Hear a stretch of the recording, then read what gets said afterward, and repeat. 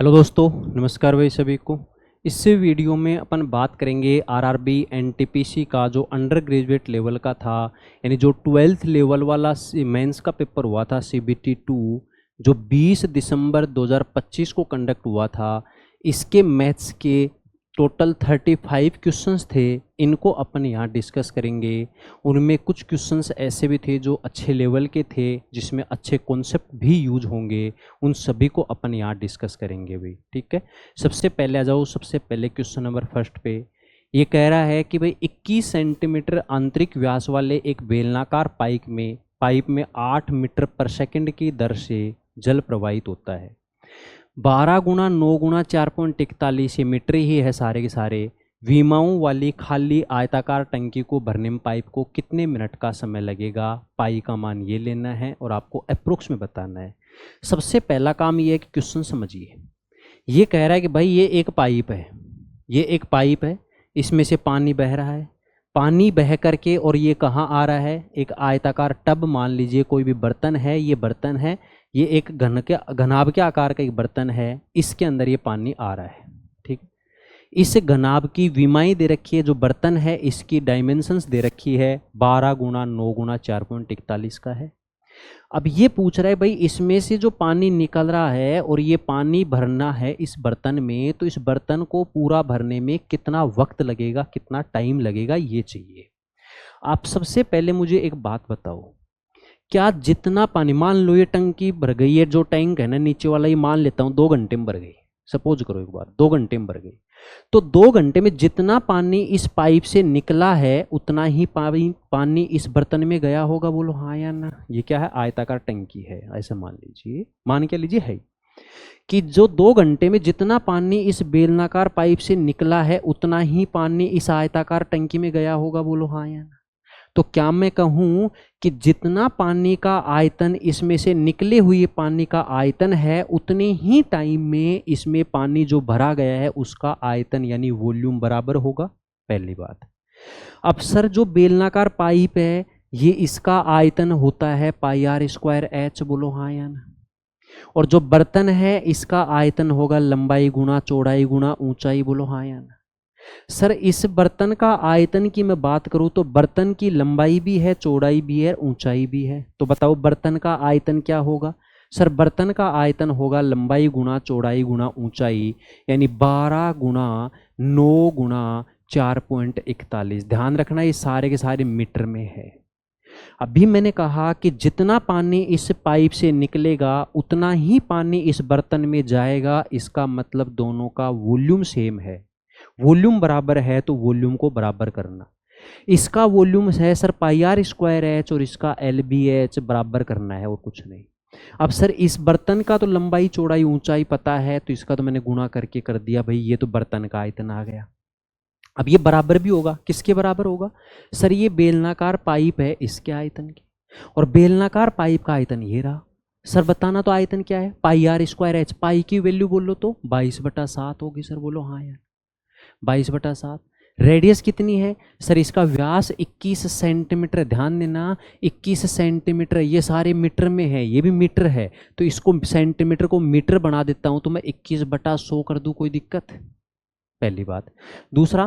दूसरा मैं ये कह रहा हूं कि ये सारे मीटर में है, सर ये भी मीटर बनाना है, लेकिन ये 21 क्या है, ये व्यास है, डायमीटर है। अपने को क्या चाहिए, त्रिज्या चाहिए। तो अगर व्यास 21 है तो त्रिज्या कितनी होगी सर, 21/2 होगी, लेकिन ये सेंटीमीटर में है। अब मैंने कहा कि भाई साहब मीटर बनाना है, तो मीटर बनाना है तो बोले क्या करूं, बोले 100 का भाग दे दो। 100 का भाग दूंगा तो नीचे 200 हो जाएगा और ये रेडियस आ जाएगी 21/200 मीटर। क्लियर। सर रेडियस आ गई 21/200 मीटर। सर 21/200 मीटर रेडियस आ गई, तो इसको स्क्वायर करना है तो 2 बार गुणा कर दिया। ये लो भाई 21/200 गुणा 21/200। बोलो हाँ या ना, गुणा। अब बात आती है, बस मामला यही है, यही समझने की चीज है और कुछ है भी नहीं। बाकी क्वेश्चन आप खुद ही कर लेते।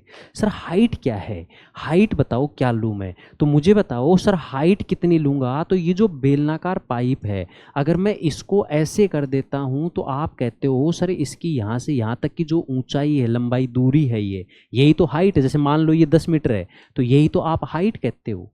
अब अगर इसी को मैं लिटा दूं तो सर इसकी जो लंबाई है वही तो हाइट का काम करेगी। ये बेलनाकार पाइप की जो लंबाई है वही तो हाइट का काम करेगी। बोलो हाँ या ना। बोलो बात तो सही है। सर जो हाइट पहले वो खड़ा हुआ था, अब इसको लिटा दी इस तरीके से, तो मुझे बताओ इसकी जो लंबाई है वो कितनी हो जाएगी? 10 मीटर। जब लंबाई है जो 10 मीटर, यही तो हाइट है इसकी। अब सर लंबाई मुझे तो नहीं पता बेलनाकार पाइप की, तो मैंने कहा उसके लिए अपने पास दे रखी है स्पीड, कि सर ये जो पानी है ना इसमें पाइप में, सर जैसे मान लीजिए कोई बोले इस पाइप की लंबाई नाप के बता कितनी है, तो एक काम करना, वो बचपन में पानी वो जो कागज वाली नाव आती थी ना, वो चलाई होगी कभी आपने। जैसे ही पानी बह रहा है तो इसमें नाव यहाँ, जैसे ही पानी बह के जा रहा है आगे, तो जो पानी जो कागज वाली नाव आती है ना, उसको यहाँ छोड़ दो और टाइम काउंट करो। जब मान लो 10 सेकंड हो गई, 10 सेकंड के बाद में ये पानी जो नाव जो कागज है, ये नाव है, ये यहाँ पहुँच जाएगी। तो आप कहोगे सर 10 सेकंड में ये नाव यहाँ से यहाँ तक पहुँच गई, इसका मतलब ये दूरी मान लेता हूँ ये 10 मीटर है, और आप कहोगे सर ये 10 सेकंड में पहुँच गई, इसका मतलब इस पानी की स्पीड मैं पता कर लूँगा कि 10 मीटर गई है 10 सेकंड में, यानी 1 मीटर गई है 1 सेकंड में, यानी स्पीड पता कर ली 1 मीटर पर सेकंड। फर्क यही तो है कि सर पहले आप स्पीड पे आ गए, अब मुझे बस स्पीड से यहां आना है और कुछ नहीं है अलग से। बोले कितनी दूर गया है, मुझे क्या पता? तो मुझे तो नहीं पता ना, यही तो पूछना चाह रहा है। अगर ये पता होता तो फिर पूछता ही क्यों क्वेश्चन है। मान लेता हूं कि टोटल जो पानी भरा है ना, ये पानी भरा है, ये टी सेकंड में भरा है। कितने सेकंड में? टी सेकंड में। 1000 सेकंड, 10 सेकंड, 20 सेकंड, पता नहीं कितना है, टी सेकंड माना है। सेकंड क्यों माना है? क्योंकि ये आइस दर मीटर पर सेकंड है। मान लेता हूं कि जो पानी भर रहा है ये टी सेकंड में भरा है। कितने सेकंड में? टी सेकंड में। अब बात आती है टी सेकंड में पानी कितनी दूर जाएगा, वही तो इसकी लंबाई है, वही तो इसकी लंबाई है। और सर पानी है वो 1 सेकंड में 8 मीटर जाता है। अगर 1 सेकंड में 8 मीटर जाता है तो टी सेकंड में कितना जाएगा? 8 टी मीटर चला जाएगा। सर 8 टी मीटर चला जाएगा कितने सेकंड में? सर टी सेकंड में चला जाएगा 8 टी मीटर। बस इतनी सी बात थी। अब टी का मान निकालना है। टी का मान ध्यान रखना सेकंड में मानना है। मैंने टी किस में मानना है? सेकंड में मानना है। क्यों? क्योंकि वो मीटर पर सेकंड था। बस इतनी सी बात थी। अरे भाई ऐसे मान लो, अगर ये पाइप है, अगर कोई कहे कि भाई इसमें 8 मीटर पर सेकंड की दर से पानी बह रहा है। अब मैं कहता हूँ ये 10 सेकंड में पानी बहाना है, इसमें 10 सेकंड तक पानी बहाना है। तो आप कहोगे जब 1 सेकंड में पानी कितनी दूर जा रहा है? 1 सेकंड में अगर 8 मीटर जाएगा तो 10 सेकंड में 80 मीटर जाएगा। यानी पानी जो पूरा का पूरा लगाया है ना, ये 80 मीटर तक बह के गया है। यानी पानी की जो नाव थी ना वो आपकी कागज वाली, वो 80 मीटर चल के गई है। इसका मतलब ये था। बस बात समझ में आई? यहाँ टी सेकंड मानना है कि टी सेकंड में भर जाएगा तो 8 मीटर, 1 सेकंड में अगर 8 मीटर जाएगा तो टी सेकंड में कितना चला जाएगा? 8 टी मीटर। अब इस टी का वैल्यू निकाल देना है बस, और कुछ नहीं एक्स्ट्रा। टी का वैल्यू निकालने के लिए कैलकुलेशन देखो। सबसे पहले ये पॉइंट हटा दूं तो नीचे 2 जीरो लगेंगे। बोले हाँ जी लगेंगे। 2 जीरो से मैं 2 जीरो उड़ा भी दूंगा। सर 21 गुणा 21 441 ही तो होता है। बोले हाँ जी ये भी होता है। फिर उसके बाद में और कुछ काट दूं क्या? बोले काट दो ना। मैंने कहा किसको काटूं? तो मुझे बताना सर ये 2 है ना, इस 2 को मैं इससे काट देता हूँ 11 बार। 2 को मैं इससे काट देता हूँ कितनी बार? 11 बार। क्लियर इतनी बात सबको? अब मुझे बताना, अच्छा ये 8 भी तो बच रहा है, अभी तो 8 बच रहा है, तो 4 से मैं इधर काटता हूँ, 4 तिये 12 और 4 दूनी, या फिर 2 से काट दो, कैसे भी कर दो। 4 से काटता हूँ, 4 तिये 12 और 4 दूनी 8, 2, और 2 से इस 200 को उड़ा देता हूँ मैं 100 बार। इधर तो मेरे पास बच गया 11 गुना टी। ठीक है, 11 गुना टी। ये 11 को मैं इधर लेके अभी चला जाऊंगा उधर लेके, है ना। 11 गुना टी, ये 7 गुना 100 इधर आके भाग में गुणा में हो जाएगा। 9 ते 27 पहले है, 27 गुणा 7 गुणा 100। सर ये 7 गुणा 7 ते 21 हुआ, यानी 189। 7 ते 21, 7 ते 21 गुणा 9, 189, और आगे 2 जीरो लगा देनी है, और इसमें भाग दे देना है 11 का। अगर थोड़ी सी कैलकुलेशन में और भी दिक्कत है तो मैं तो ये कहता हूँ कि आप अलग अलग ही रहने दो, छोड़ो। 3 गुणा 9 है, बोले है ना। ये 100 है, इधर भाग में है, इधर आकर किस में हो जाएगा? सर गुणा में। 7 भाग में, इधर आकर किस में हो जाएगा? गुणा में। और ये 11 इधर गुणा में है, तो इधर आकर किस में होगा? भाग में। ये इतना टाइम लग गया, ये जो टाइम है किस में है? सेकंड में। ये टाइम लग गया, ये टाइम किस में है? सेकंड में। लेकिन आपको किस में चाहिए? मिनट में। सर मिनट में चाहिए तो इसमें 60 का भाग देना पड़ेगा, और 60 का भाग दूंगा तो ये किस में बदल जाएगा मेरे भाई? मिनट में बदल जाएगा। कर दूं कैलकुलेट? कैलकुलेट करते समय अब ऑप्शन का सहारा लेना जरूरी भी है। सर 3 से काट देता हूं, कितनी बार कटेगा? 20 बार, और 20 से मैं काट देता हूं 5 बार। बताओ किसको डाउट है? 3 से काटा मैंने, 20×60 और 20×5 100। 7 9 63, 63 गुणा 5 करूंगा तो 5×15, 5 तीसरे की 31, यानी 315/11। 315 बना ऊपर, और इसमें 11 का भाग देना है, तो 11 दूनी 22। 11 दूनी 22, शुरुआत में 2 आएगा तो ये 2 ऑप्शन तो मेरे खत्म। 11 दूनी 22, 8 1 9 यानी 95, तो 11 8 88। 11 8 88 यानी 2 के बाद में 8 आएगा सर, इसमें 7 है, ये खत्म। आंसर आ जाएगा 28.6 मिनट है, और यही आपसे क्वेश्चन पूछा था। मेन चीज जो थी ना वो ये लाइन थी, ये समझना, ये लाइन समझनी थी। बाकी आता आगे कैलकुलेशन है, कैलकुलेशन में तो जितनी स्पीड होगी ब्रेक करके करोगे ज़्यादा आसान रहेगा। बताओ किसी को डाउट? क्लियर? नेक्स्ट आओ। धारा की दिशा में चाल 115 है, धारा की विपरीत दिशा में 23 है। किसी स्थान तक जाने और वापस आने में कुल 25 घंटे लगते हैं, तो नाव द्वारा तय की गई कुल दूरी। भाई कुल दूरी पूछ रहा है, ध्यान देना सर। यहां से नाव है, पहले जाएगी और वापस आएगी, जिसकी दूरी है d, मान लेता हूं। तो जाते समय अगर डाउन स्ट्रीम में जा रही है ना, तो आते समय अप स्ट्रीम में आएगी, ये श्योर है, ये प्रकृति का नियम ही है। अरे जाएगी तो बहाव के साथ जाएगी, तो आते टाइम तो विपरीत में आएगी ना। सर जाते समय दूरी कितनी थी? d दूरी थी। जाते समय अगर ds में जाती है तो धारा की दिशा में स्पीड कितनी है? 115। तो टाइम कितना लगा? टाइम बराबर डिस्टेंस बटा स्पीड, ये जानने का टाइम है। फिर आते समय भी दूरी तो d है, दूरी तो d है, लेकिन आते समय अप स्ट्रीम में आएगी तो स्पीड है 23 है। ये कौन सा टाइम है? आने का। ये आने का टाइम है, ये जाने का टाइम है। जो टोटल टाइम मिला करके और आने और जाने का जो टोटल टाइम है वो लग रहे हैं 25 घंटे। क्या यही बात हुई थी? बोलो हाँ जी सर। मुझे यहाँ पहले d की वैल्यू निकालनी है। अगर मैं d की वैल्यू निकाल दूंगा तो मुझे आप बता दो सबसे पहले d की वैल्यू कितनी होगी। 23×5 115, यानी 115 गुणा 25 होगा सर। ये 115 गुणा 25 तो होगा ही होगा, और बट्टे में सर 6 आ जाएगा। ये d की वैल्यू है। कैसे आया देखो, ये d/115 था प्लस d/23 था बराबर 25। मैंने कहा इसको ऊपर नीचे 5 से गुणा कर दो, क्योंकि 23×5 115 होता है। सर ये 23×5 115 हो चुका है, तो अब इनका एलसीएम 115 आएगा, तो ऊपर 5d प्लस 1d यानी 6d बन गया, और बटे 115 है। गुणा भाग में है तो गुणा में आ जाएगा, 6 गुणा में है तो भाग में आ जाएगा। यही चीज मैंने लिखी है। सर यहाँ पूछ क्या रहा है? जल्दबाजी में गलती होगी ओबियसली बात है। आप d की वैल्यू निकाल लोगे और इसमें इसका आधा ऑप्शन होगा, वो आप आंसर लगा दोगे। इसका आधा शायद ये होगा जहाँ तक है, तो इसका आप आंसर लगा दोगे, जो कि गलत हो जाएगा।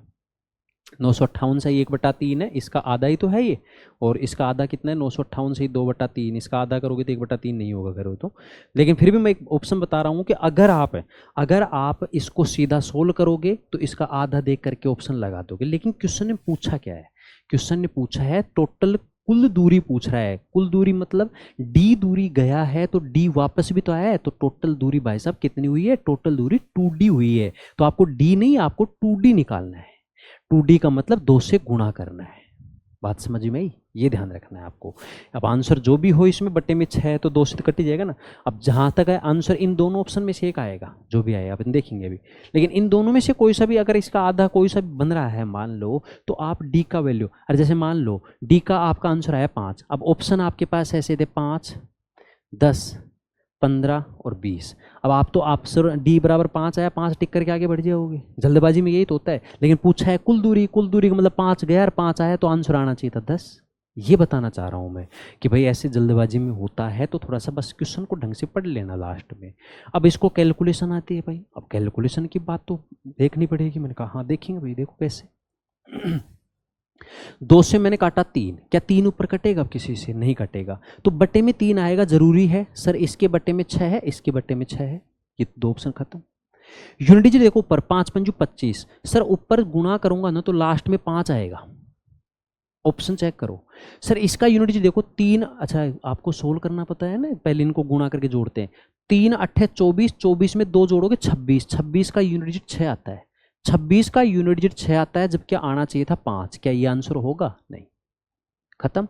जब 3 ऑप्शन खत्म हो गए तो क्यों चेक करना है इसको? आंसर आ जाएगा 958 सही 1/3। आंसर आ जाएगा 958 सही 1/3, और यही आपसे क्वेश्चन पूछा था। क्लियर हुआ सबको? नेक्स्ट जो सिंप्लीफिकेशन का क्वेश्चन है। सबसे पहले आप मुझे बताओ, ये 3 की घात 5 है, ये भी 3 की घात 5 है। अगर आप डायरेक्ट देख पा रहे तो दोनों कट जाएंगी। बोलो अच्छा कैसे कट गए सर, ये क्या -5 और +5 काट दिए? मैंने कहा नहीं, ऐसे नहीं। 3 की घात 5 तो है इधर, तो कोई दिक्कत नहीं है। मैंने एक बात बताओ, ये 1/3 की घात -5 है। मैंने पहले एक बार शायद एनटीपीसी का ही करवाया था, पिछली वाला मेंस का, उसमें मैंने डायरेक्ट बताया था ये बात, लेकिन फिर भी थोड़ा सा ध्यान रखना इस चीज़ को। अगर 2/3 की घात -5 है, अगर मैं चाहता हूँ घात प्लस की हो जाए तो इसको बदल दिया करो। 2/3 है तो उल्टा कर दो 3/2, तो घात प्लस की हो जाएगी। पता है ना? अब पता है ये क्यों? क्योंकि बट्टे में जाके पॉजिटिव होगा, फिर वापस ये 3 ऊपर जाएगा, और इसी को अपन डायरेक्ट लिख देते हैं। इतना सा और कोई चीज़ नहीं है। तो मुझे बताओ 1/3 की घात -5 है, क्या अगर मैं इसको 3/1 की घात +5 करूँ तो कोई दिक्कत थोड़ी है? मतलब तो यही है ना दोनों का। तो भाई मैं यही कह रहा हूँ कि 1/3 की घात -5 है, अगर मैं घात -5 को +5 बनाना चाहूँ तो 1/3 का उल्टा करना पड़ेगा, और 1/3 का उल्टा 3/1 होगा, और 3/1 का मतलब 3 ही होता है। अब ये घात हो गई +5। बात समझ में आई सर? 3/1 की घात, अब ये घात हो गई +5, +5 मतलब प्लस का 5 हो गई। ठीक है साहब, ये तो कट जाएगा, चलो कोई बात नहीं, मानने की बात है। प्लस में अब इस रूट वाले मामले का क्या करूं? तो ध्यान देना, 3 की घात 3 12 3 36, क्या ये 3 की घात 36 होगा? क्या ये 3 की घात 36 होगा? क्या बोलो हाँ या ना? 3 का स्क्वायर 13 दूनी 26, क्या ये 3 की घात 26 होगा? क्या बोलो हाँ या ना? सर कैसे होगा? ध्यान देना, 27 को मैं लिखता हूं 3 की घात 3 और पूरे की पावर 12 है, प्लस 9 को लिखता हूं 3 का स्क्वायर और 13 है। तो पावर की पावर गुणा होती है, तो सर ये पावर की पावर गुणा करूंगा तो 3 गुणा 12 कितना हुआ? 36। इधर 2 गुणा 13 कितना हुआ? 26। बटे में, सर बटे में देखो 27 को मैं लिखता हूँ 3 की घात 3 और इसकी भी घात 6 है, तो ये भी सर 3 की घात कितना हुआ? 18 हुआ। अरे बेस इक्वल करना है, यहाँ 9 है बेस में, यहाँ 27 है, मुझे पता है ये भी 3 की पावर में, ये भी 3 की पावर में, इसलिए बेस इक्वल कर रहे हैं, सबको 3 की पावर में ले रहे हैं भाई। सिमिलरली यहाँ बताओ 9 को लिख सकता हूँ 3 का स्क्वायर और पावर है 14, तो बताओ 3 की घात कितना हुआ? सर 28 हो गया ये तो, बोलो हाँ यार। और इसका पूरे का रूट है ही। तो मेरे भाई एक चीज़ तो समझ में आई गई मेरे को, सर क्या समझ में आई बताना। तो मैंने कहा ये तो खत्म हो जाएगा। अच्छा, इन दोनों में से कॉमन क्या आ रहा है? इन दोनों में से ऊपर वाले में देखो 3 की घात 26 कॉमन आ रहा है क्या? अगर 3 की घात 26 में कॉमन लेता हूं तो यहां बच गया 3 की घात 10 + 1, बोलो हाँ यार। बटे दोनों में से कॉमन क्या आएगा? 3 की घात 18 अगर कॉमन आएगा तो अंदर बच गया 1 प्लस 3 की घात 28 में से 18 कॉमन ले लिया तो 3 की घात 10 ये बच गया, और पूरे का सर क्या था? अंडर रूट था। तो अब आप समझ गए होंगे क्या सर, ये तो कट गया, और भाग दूंगा ना तो ये पावर माइनस हो जाएगी, तो 26 में से 18 माइनस करोगे ना तो 3 की घात 8 हुआ, और सर इसका लेना है रूट, बताओ हाँ यार। अरे 3 की घात 18 से 18 कट जाएगी ना, तो पावर कितनी बच गई? 8 है, और 3 की घात 8 को मैं रूट से बाहर लूंगा तो ये 3 की घात 4 आया, और 3 की घात 4 कितना होता है? सर 81 होता है, और यही आपसे क्वेश्चन पूछा था, बोलो हाँ यार। ये समझ में आया ना 3 की घात 4 कैसे हुआ? देखो ये 3 की घात 8 है, इसका रूट है, तो 3 की घात 8 को मैं लिख सकता हूँ ना 3 की घात 4 का स्क्वायर और इसका रूट लेना, यही तो है। 3 की घात 4 का स्क्वायर, इसका रूट, यही तो है। 3 की घात 8 को ये लिख दिया, अब ये स्क्वायर का मतलब रूट खत्म, तो बचा कौन? 3 की घात 4, और 3 की घात 4 कितना होता है? 81, और यही पूछा था। क्लियर हुआ सबको? नेक्स्ट आओ। ट्रेन ए स्टेशन एम से 7:20 पर निकलती है और उसी दिन 3:20 पर स्टेशन एन पर पहुंचती है। ट्रेन बी है जो एन से 9:20 पर चलती है और 4:20 पर पहुंचती है। तो इनका समय पूछ रहा है। देखो जो ट्रेन ए है वो 7:20 पे चल के 3:20 पे पहुंच रहे, कितने घंटे लगे उसको? जो ट्रेन ए है वो यहाँ से यहाँ तक जा रही है तो उसको कितने घंटे लग रहे हैं? जो ट्रेन ए है उसको कितने घंटे लगे भाई बताना। तो सर 7 और 5 और 3 8 घंटे लग गए। कितने घंटे लग गए? ट्रेन ए को लगे हैं 8 घंटे। ट्रेन बी कितने बजे चली थी? 9:20 पे चली थी और 4:20 पे पहुंच गई। कितने घंटे लग गए? 4 3 7 घंटे। कितने घंटे? 7 घंटे। सर ये जो दूरी है ना यहाँ से, ये ऐसा था, मैं थोड़ा समझाने के लिए डायग्राम बना रहा हूँ, लेकिन एग्जाम के अकॉर्डिंग आपको डायग्राम नहीं बनाना होता है। जो ट्रेन ए है वो कहाँ से चल रही है? ये स्टेशन एम है और ये स्टेशन एन है। ट्रेन ए है वो यहाँ से इधर चलेगी और ट्रेन बी है वो यहाँ से इधर चलेगी। अब जो ट्रेन ए है उधर जाएगी, बी इधर आएगी, तो ए है यहाँ से यहाँ तक पहुंचने में 8 घंटे ले रही है, बी यहाँ से यहाँ तक 7 घंटे में। क्या दूरी तो सेम है ना, दूरी तो चेंज नहीं है ना, टाइम चेंज है। तो मान लेता हूं इन दोनों के बीच की दूरी कितनी, 7 और 8 का मल्टीपल ही ले लेता हूं, टोटल 56। मान लेता हूं इन दोनों स्टेशनों के बीच की दूरी है 56 किलोमीटर। दोनों स्टेशनों के बीच की दूरी है 56 किलोमीटर। कितनी, 56। अब मुझे बताओ, अगर ए है वो 8 घंटे में अगर 56 किलोमीटर चली जाए, अगर 56 किलोमीटर, ये किलोमीटर तो सिर्फ मैं समझाने के लिए लिख रहा हूँ, लेकिन बोलने मतलब इस समझाने के एक्सप्रेशन के हिसाब से बोल रहा हूँ, बाकी एग्जैक्ट जरूरी नहीं है। क्यों? क्योंकि यहाँ कुछ भी मानोगे तो कट जाएगा लास्ट में, तो टाइम जो है वो आवर में ही आएगा, जो भी आएगा, है ना। तो यहाँ मीटर मानो, किलोमीटर मानो, मील मानो, कोई दिक्कत नहीं है। मैं किलोमीटर बोलने में फ्रिक्वेंटली बोलने के हिसाब से ले रहा हूँ। अगर 8 घंटे में 56 किलोमीटर, तो 1 घंटे में 7 किलोमीटर जाएगी, और ये 1 घंटे में 8 किलोमीटर, यानी इसकी जो स्पीड है वो आई है 8 किलोमीटर पर आवर, और इसकी पहली वाली ट्रेन है उसकी स्पीड आ रही है 7 किलोमीटर पर आवर। बताओ हाँ या ना, क्या यही बात होगी? बोला हाँ जी सर। आप मुझे एक बात बताओ, पहली ट्रेन कितने बजे चली थी यहाँ से सुबह? सर चलने का टाइम बराबर होना चाहिए, जब भी मिलाना है तो स्टार्टिंग जो टाइम होता है चलने का वो बराबर होना चाहिए। ट्रेन ए चली है 7:20 पे और दूसरी 9:20। 9:20 पर दूसरी ट्रेन यहाँ से चलेगी। अच्छा ये तो 9:20 पे चलेगी, तो 9:20 तक क्या पहली ट्रेन यहीं खड़ी है क्या? नहीं, ये तो ट्रेन 7:20 पे निकल चुकी है। तो जब 9:20 पे दूसरी ट्रेन यहाँ से चलेगी 9:20 पे, तो 9:20 पे पहली ट्रेन कहाँ होगी? सर पहली ट्रेन यहाँ से 7:20 पे निकल के और 9:20 पे यहाँ पहुँच चुकी है पहली ट्रेन। 9:20 पे यहाँ पहुँच चुकी है, कितने घंटे चल चुकी है? 2 घंटे। और पहली ट्रेन है वो 1 घंटे में 7 किलोमीटर जाती है, तो 2 घंटे में 14 किलोमीटर चल चुकी है। बताओ हाँ या? अच्छा टोटल दूरी कितनी माननी थी अपन ने? 56। 56 में से 14 किलोमीटर चल चुकी है, तो बची कितनी? सर 42 किलोमीटर की दूरी अभी और बच रही है। सर 14 किलोमीटर आपने अलग क्यों निकाल दिया? मैंने इसलिए निकाला क्योंकि इस 14 किलोमीटर दूरी को सिर्फ ट्रेन ए ने पार किया, बी ने नहीं किया, क्योंकि बी तो वहां खड़ी है, दूसरी ट्रेन तो वहां खड़ी है। अब सर ये जो 42 किलोमीटर है, ये 42 किलोमीटर है, अब 9:20 पे दूसरी ट्रेन भी चल चुकी है और पहली ट्रेन भी यहाँ से इधर आ रही है। तो इस 42 किलोमीटर दूरी को अब दोनों ट्रेनें चलेंगी, दोनों ट्रेन चल के पार करेंगी। तो अब जो भी खेला होगा ना, वो सारा का सारा खेल कहाँ से कहाँ तक होगा? सारा का सारा खेल इस 42 किलोमीटर में होगा, और यहीं पर कहीं पर मिलेंगी बीच में। तो बताओ कितने समय बाद मिलेंगी? समय बराबर होता है दूरी बटा स्पीड। सर दूरी कितनी है दोनों के बीच में? सर 56 नहीं 42 लेंगे, क्योंकि 14 तो कवर हो चुकी है। रिलेटिव स्पीड लेंगे क्योंकि दोनों मूविंग कंडीशन में चल रहे हैं, तो स्पीड की जगह कौन सी लेंगे? रिलेटिव। और रिलेटिव के लिए दोनों की डायरेक्शन अपोजिट है, तो रिलेटिव स्पीड जुड़ जाएगी। जुड़ जाएगी तो इसकी 7 और इसकी 8 है, तो 15। बताओ हाँ, कितना टाइम लग गया? सर 42/15 घंटे लग गए। अब इसको थोड़ा और सोल्व करो क्या, तो 15 दूनी 30, यानी 2 घंटे तो पूरे पूरे लग गए। बच्चे कितने? 15 दूनी 30, बच गए 12। 12/15 घंटे और बच गए। इसको मिनट बनाने के लिए 60 से गुणा करूंगा, तो 15 चौका 60 और 12 चौका 48 है, यानी 2 घंटे 48 मिनट के बाद वे दोनों ट्रेनें मिलेंगी। आपस में आमने सामने नहीं, पैरेलल ट्रैक है, पैरेलल ट्रैक है, उस पर मिलेंगी। तो भाई साहब 2 घंटे और 48 मिनट बाद मिल जाएंगी। कितने बजे के बाद में बताना? तो 7:20 के बाद में, 9:20 के बाद में। तो आपको सर सारा खेल तो 9:20 के बाद शुरू हुआ है ना, तो 9:20 के 9:20 के 2 घंटे 48 मिनट बाद मिलेंगे। तो क्या टाइम होगा?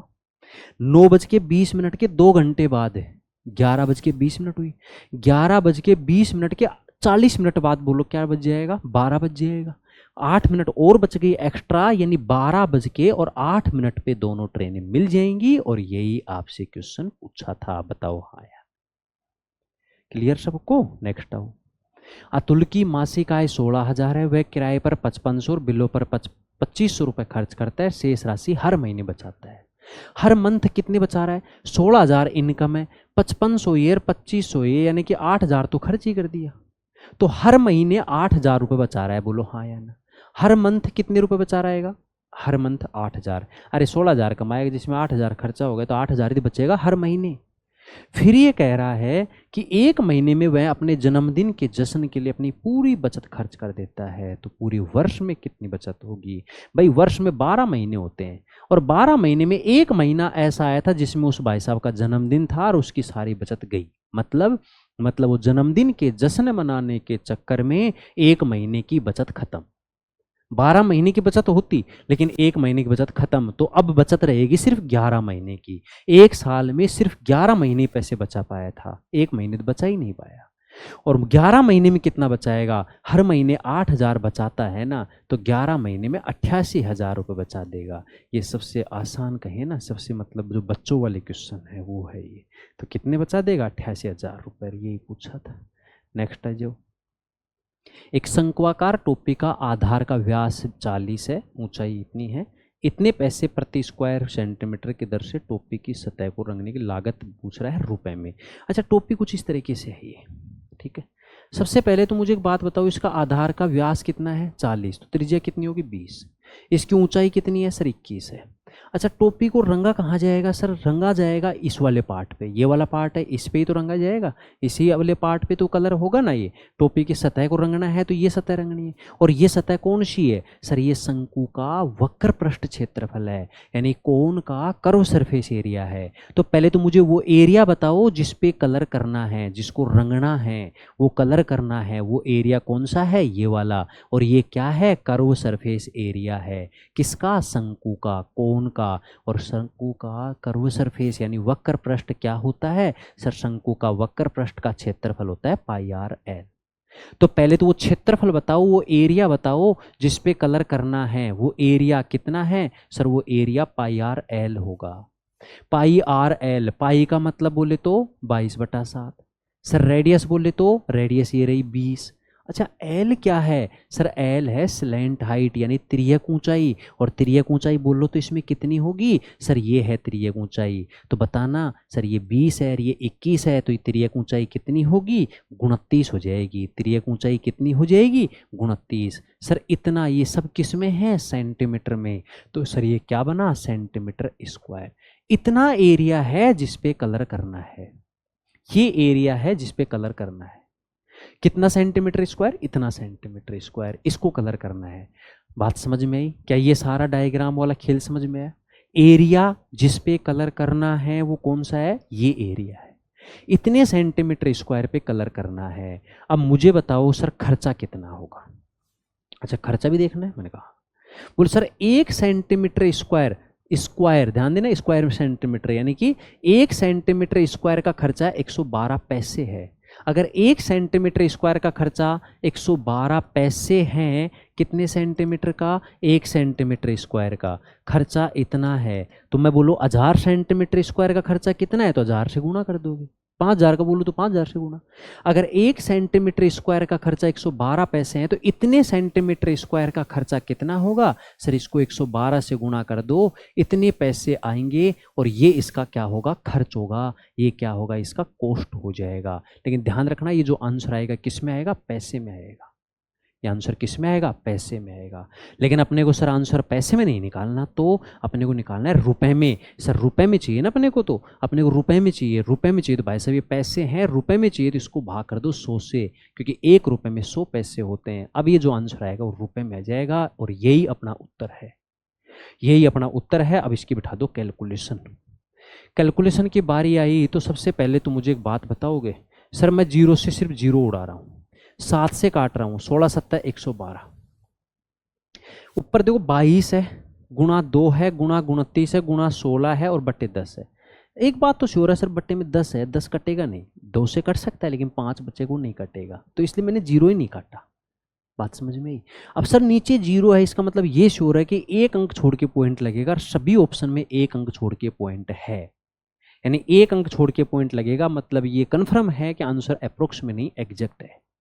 अब यूनिट डिजिट देखो, 6 9 में 54 का 4, 4 दूनी 8, 8 दूनी 16। सर जो भी आंसर आएगा उसके लास्ट में 6 आएगा और फिर 1 अंक छोड़ के पॉइंट है। 6 के बाद में फिर पॉइंट आएगा। सर यहाँ 3 के बाद में पॉइंट है, यहाँ 4 के बाद है, यहाँ 7 के बाद है, यहाँ 6 के बाद है। ये मेरा उत्तर होगा। आगे कैलकुलेशन करने की जरूरत ही नहीं है, आंसर आ जाएगा 2041.6 और यही आपसे पूछा था।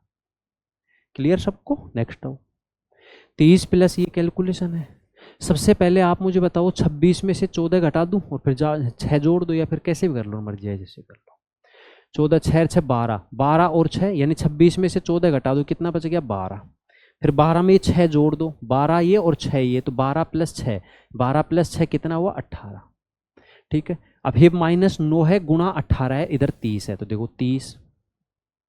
अब ये -9 गुणा 18 करूंगा तो 18 ना में 162 होगा।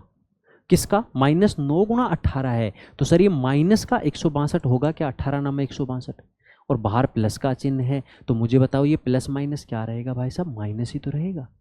और ये 9 गुणा 18 कितना होता है? 18 नंबर 162 होता है, तो आंसर सर नेगेटिव आएगा, कितना? 132 आ जाएगा। और यही आपसे क्वेश्चन पूछा था। कंफ्यूज हो सकते हो आप यहाँ पे ये वाला कहानी में, तो ध्यान देना। देखो ये ऐसा बना है 30 प्लस फिर बड़ा ब्रैकेट और फिर ये वाला -9 और गुणा 18, तो मुझे बताओ ये बन गया ऐसे। अब आप पहले प्लस को करोगे फिर ब्रैकेट को? सर ब्रैकेट को करूँगा तो 2 ब्रैकेट साथ में, तो इसे एक को हटा दो, कोई दिक्कत वाली बात नहीं है। ठीक है, अब सर क्या करोगे? अब बताओ, ये ब्रैकेट को सोल्व करूंगा ना ये वाला, तो इस ब्रैकेट के अंदर गुणा करूंगा तो -9 गुणा 18 है, तो -9 गुणा 18 कितना हो? माइनस का 162 ही तो हुआ ना, यही तो मैंने यहाँ लिखा था। अब बताओ ये प्लस है ये माइनस है, तो प्लस माइनस क्या होगा? माइनस होगा। आगे तो 162 है और इधर 30 है, यही बात मैंने बोल ली है। बस ये थोड़ी गलती होने के चांसेस हो सकते हैं, थोड़ा सा ध्यान देना। बाकी आसान था। नेक्स्ट आओ। 100 अंकों वाली एक परीक्षा में बी ने 54 लिए, ए ने 75। ए के अंक बी के अंकों का कितना परसेंट? कितना परसेंट है? कोण ए के अंक, ए के अंक कितने भाई? 75। 75 ये कितना परसेंट है? किसका? बी का। बी का यानी 54 का। 54 का कितना परसेंट है? परसेंट के लिए कर दो गुना 100, बस कर दो कैलकुलेट। ऑप्शन देखो, देखो सबसे पहली बात तो सर 100 से तो ऊपर आएगा आंसर, 100 से ऊपर आएगा तो 2 ऑप्शन खत्म। अब देखो, अगर मैं ये कहूं कि 75 की जगह 54 होता, यहाँ पे ये 54 होता तो 54/54 गुणा 100, आंसर 100 आ जाता, 100 आ जाता। लेकिन सर ये 54 नहीं 75 है, यानी 54 से भी ज्यादा है। ज्यादा कितना ज्यादा है? क्या 54 ही ज्यादा है क्या अप्रोक्स में? नहीं सर, इससे तो काफी ज्यादा है। 54 60 70 यानी कि लगभग 19 के आसपास ज्यादा है 54 से, तो है ना। 15 4 19 क्या मतलब 21 के आसपास है। ये 54 ही था, ये 21 के आसपास ज़्यादा है। सर 21 के आसपास ज़्यादा है, तो मुझे बताओ आंसर सर 101 हो गया, 138 है, यानी जस्ट 100 के पास में, 100 से भी बड़ा होगा सर, 100 से भी बड़ा होगा, तो इसका मतलब 100 के जस्ट पास में 101 नहीं होगा, आंसर आएगा 138.89। थोड़ा सा अप्रोक्स चले जाओगे तो वहीं अपना ऑप्शन खत्म हो जाएंगे, 138.89%। और यही आपसे क्वेश्चन पूछा था। मैं थोड़ा सा और इसको सोल्व करके बताता हूँ। देखो सुनो मैं क्या कह रहा हूँ। 75 है, 75 को मैं लिख सकता हूँ 54 + 21। बताओ किसी को डाउट? नहीं ना। बटे में 54 था ही और गुणा में 100 है। ठीक है भाई, मुझे आप बताओ 54 में 54 का भाग दूंगा 1, 54 में 54 का भाग दूंगा 1, प्लस में 21/54 और गुणा में 100 था। 100 को मैं 1 से गुणा करूंगा 100, प्लस 21 को 100 से गुणा करूंगा तो 2100/54, क्या यही बना? 21 को 100 से गुणा करूंगा तो ये 2100/54। अब मुझे आप ये बताओ 100 से तो बड़ा आएगा आंसर, ये तो श्योर था, 100 से बड़ा आएगा ये तो श्योर था, लेकिन कितना बड़ा आएगा? तो 2100/54 आएगा। सर इसको सोल्व कर लो, इतना बड़ा आएगा। अब मैंने बोला कि अगर 101 होता तो ये 100 + 1.07% बड़ा होता है, तो क्या 1.07 बार ही भाग जाएगा क्या 2100 में 54 का? नहीं। अरे 54 का भाग 2100 में दूंगा तो क्या एक बार ही जाएगा क्या? नहीं। लगभग कितनी बार जा रहा है? इस ऑप्शन के हिसाब से पता चल रहा है अब तो। सर एक बार तो नहीं जाएगा, ये 30 से भी ज़्यादा बार जा रहा है, 40 के आसपास जा रहा है, तो सर ये एक बार तो नहीं जाएगा, इसलिए मैंने कहा कि ये इसके पास वाला ऑप्शन खत्म। बात समझ में आई? बाकी कैलकुलेशन आप कर सकते हो, वैसे भी करना चाहो तो कर सकते हो, लेकिन मुझे नहीं लगता कि जरूरत पड़ेगी आपको यहाँ पे। क्लियर सबको? नेक्स्ट आओ। दिए गए आंकड़ा समुच्चय, ये डेटा दे रखा है, इसके लिए माध्य का अगर 7 है तो पूछ रहा है भाई x का मान कितना होगा, जहां ये बोल रहा है कि x > 1 है। देखो सबसे पहले जब माध्य का पूछ रहा है, मीडियन पूछ रहा है, तो सबसे पहला काम अपना होता है कि भाई जो डेटा है उसको आरोही क्रम में रखना। उसके बाद डिपेंड करता है कि भाई नंबर ऑफ टर्म्स कितनी है। अगर नंबर ऑफ टर्म्स विषम होती है यानी ओड होती है, तो जो माध्यिका होती है वो होती है n+2, n+1/2 टर्म होता है, वही मीडियन होती है। मतलब जैसे 2 3 7 9 11, ये कुछ डेटा है 5, अब 5 संख्याओं में 5 + 1 6/2, यानी तीसरे नंबर पे जो आएगा ना वही क्या होगा, माध्यिका यानी बीच वाली संख्या। लेकिन अगर n की वैल्यू सम होती है ना, तो फिर माध्यिका जो होती है वो n/2 और n/2 + 1वां जो टर्म होता है, इन दोनों को जोड़ के 2 का भाग देना होता है जब n की वैल्यू सम हो। यानी नंबर ऑफ टर्म से अगर मान लो आगे ऐसा और आ जाता, 6 टर्म हो चुकी है तो अब इसमें बीच में 2 टर्म है, इन दोनों को जोड़ के 2 का भाग देते हैं तो 8 आता है, ये माध्यिका होती है। लेकिन सर यहाँ तक जानने के लिए उससे पहले ज़रूरी है कि जो डेटा होता है वो आरोही क्रम में होना चाहिए, एस्केंडिंग ऑर्डर में होना चाहिए, तभी अपन आगे इसको फॉलो करते हैं। अब बात आती है क्या कि सर डेटा जो है अपने पास ये x के टर्म में रह गया। अगर संख्या होती जैसे 2, 5, 7, 12, 15 इस तरह की संख्या होती तो अपन कहते हैं भाई इसको आरोही क्रम में लगाना है तो इसको लगा देते भाई, पहले छोटी संख्या फिर उससे बड़ी फिर उससे बड़ी। लेकिन यहाँ पर जो डेटा है वो किसके रूप में है, x के रूप में है। यहाँ कई बार क्वेश्चन बोल देता है कि दिए गए आरोही क्रम के आंकड़े, तो अगर बोल देता है तो आप समझ जाना कि भाई आरोही क्रम में है, अगर लेकिन नहीं बोल रहा है तो समझना कि आरोही क्रम आपको लगाना है। अब सुनो, आरोही क्रम के अंदर ये है, लास्ट में 2 है प्लस में, तो यहाँ रख देता हूँ इसको। ये तो श्योर है भाई, इसमें सबसे बड़ा कौन है, 5x, यानी x का मल्टीपल है। x + 1 के बाद में x + 4 आएगा, ये भी श्योर है। अब इसमें एक टर्म नेगेटिव है, एक टर्म पॉजिटिव है, तो या तो आप अलग अलग संख्या x > 1 बोल रहा है ना, 2, 3, 4 ऐसे रख के देख लो, लेकिन लास्ट में ये चेक करना होगा कि भाई मीडियन 7 है कि नहीं है। क्योंकि अगर इसमें 5 रखोगे वैल्यू x की तो डेटा कुछ और देगा, 8 रखोगे तो कुछ और देगा, 7 रखोगे कुछ और देगा, 4 रखोगे डेटा कुछ और देगा। तो ऐसे कोई भी एक वैल्यू रख करके उसके अकॉर्डिंग दूसरी वैल्यू रख चेक कर सकते हो, लेकिन लास्ट में कन्फर्मेशन के लिए ये देख लेना कि भाई उसकी मीडियन 7 ही है या नहीं है, जो भी x की वैल्यू आ रही है उसके लिए। तो देखो, अगर मैं x = 2 रखता हूँ तो 2 + 4 6 हुआ, 2 दूनी 4 - 3 1, 2 पंजू 10, यहाँ 2 रखता हूँ, 2 और 1 3, 3 दूनी 6 और 2 8। अब इसके अकॉर्डिंग आरोही क्रम कौन होगा, इसके अकॉर्डिंग सबसे पहले 2x - 3 आएगा, फिर उसके बाद x + 1, फिर x + 4, फिर उसके बाद 3x + 2 और फिर 5x।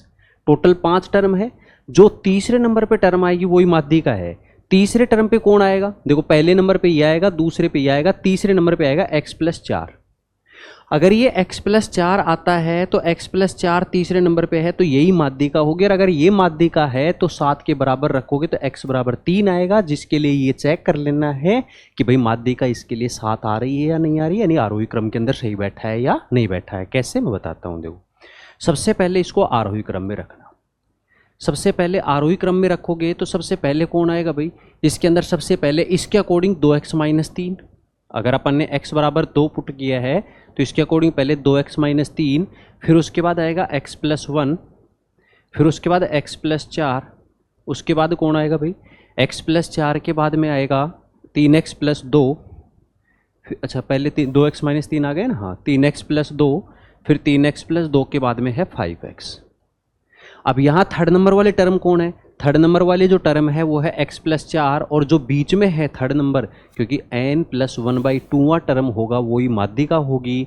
और n + 1/2वां टर्म कौन है, n की वैल्यू यहाँ टोटल 5 टर्म है तो 5 + 1 6/2, यानी थर्ड नंबर वाली जो टर्म है वही माध्यिका है। तो माध्यिका जो होगी वो क्या होगी, x + 4, x + 4 होगी। और माध्यिका क्वेश्चन बोला है कि 7 है, यानी x बराबर कितना होगा भाई, 3।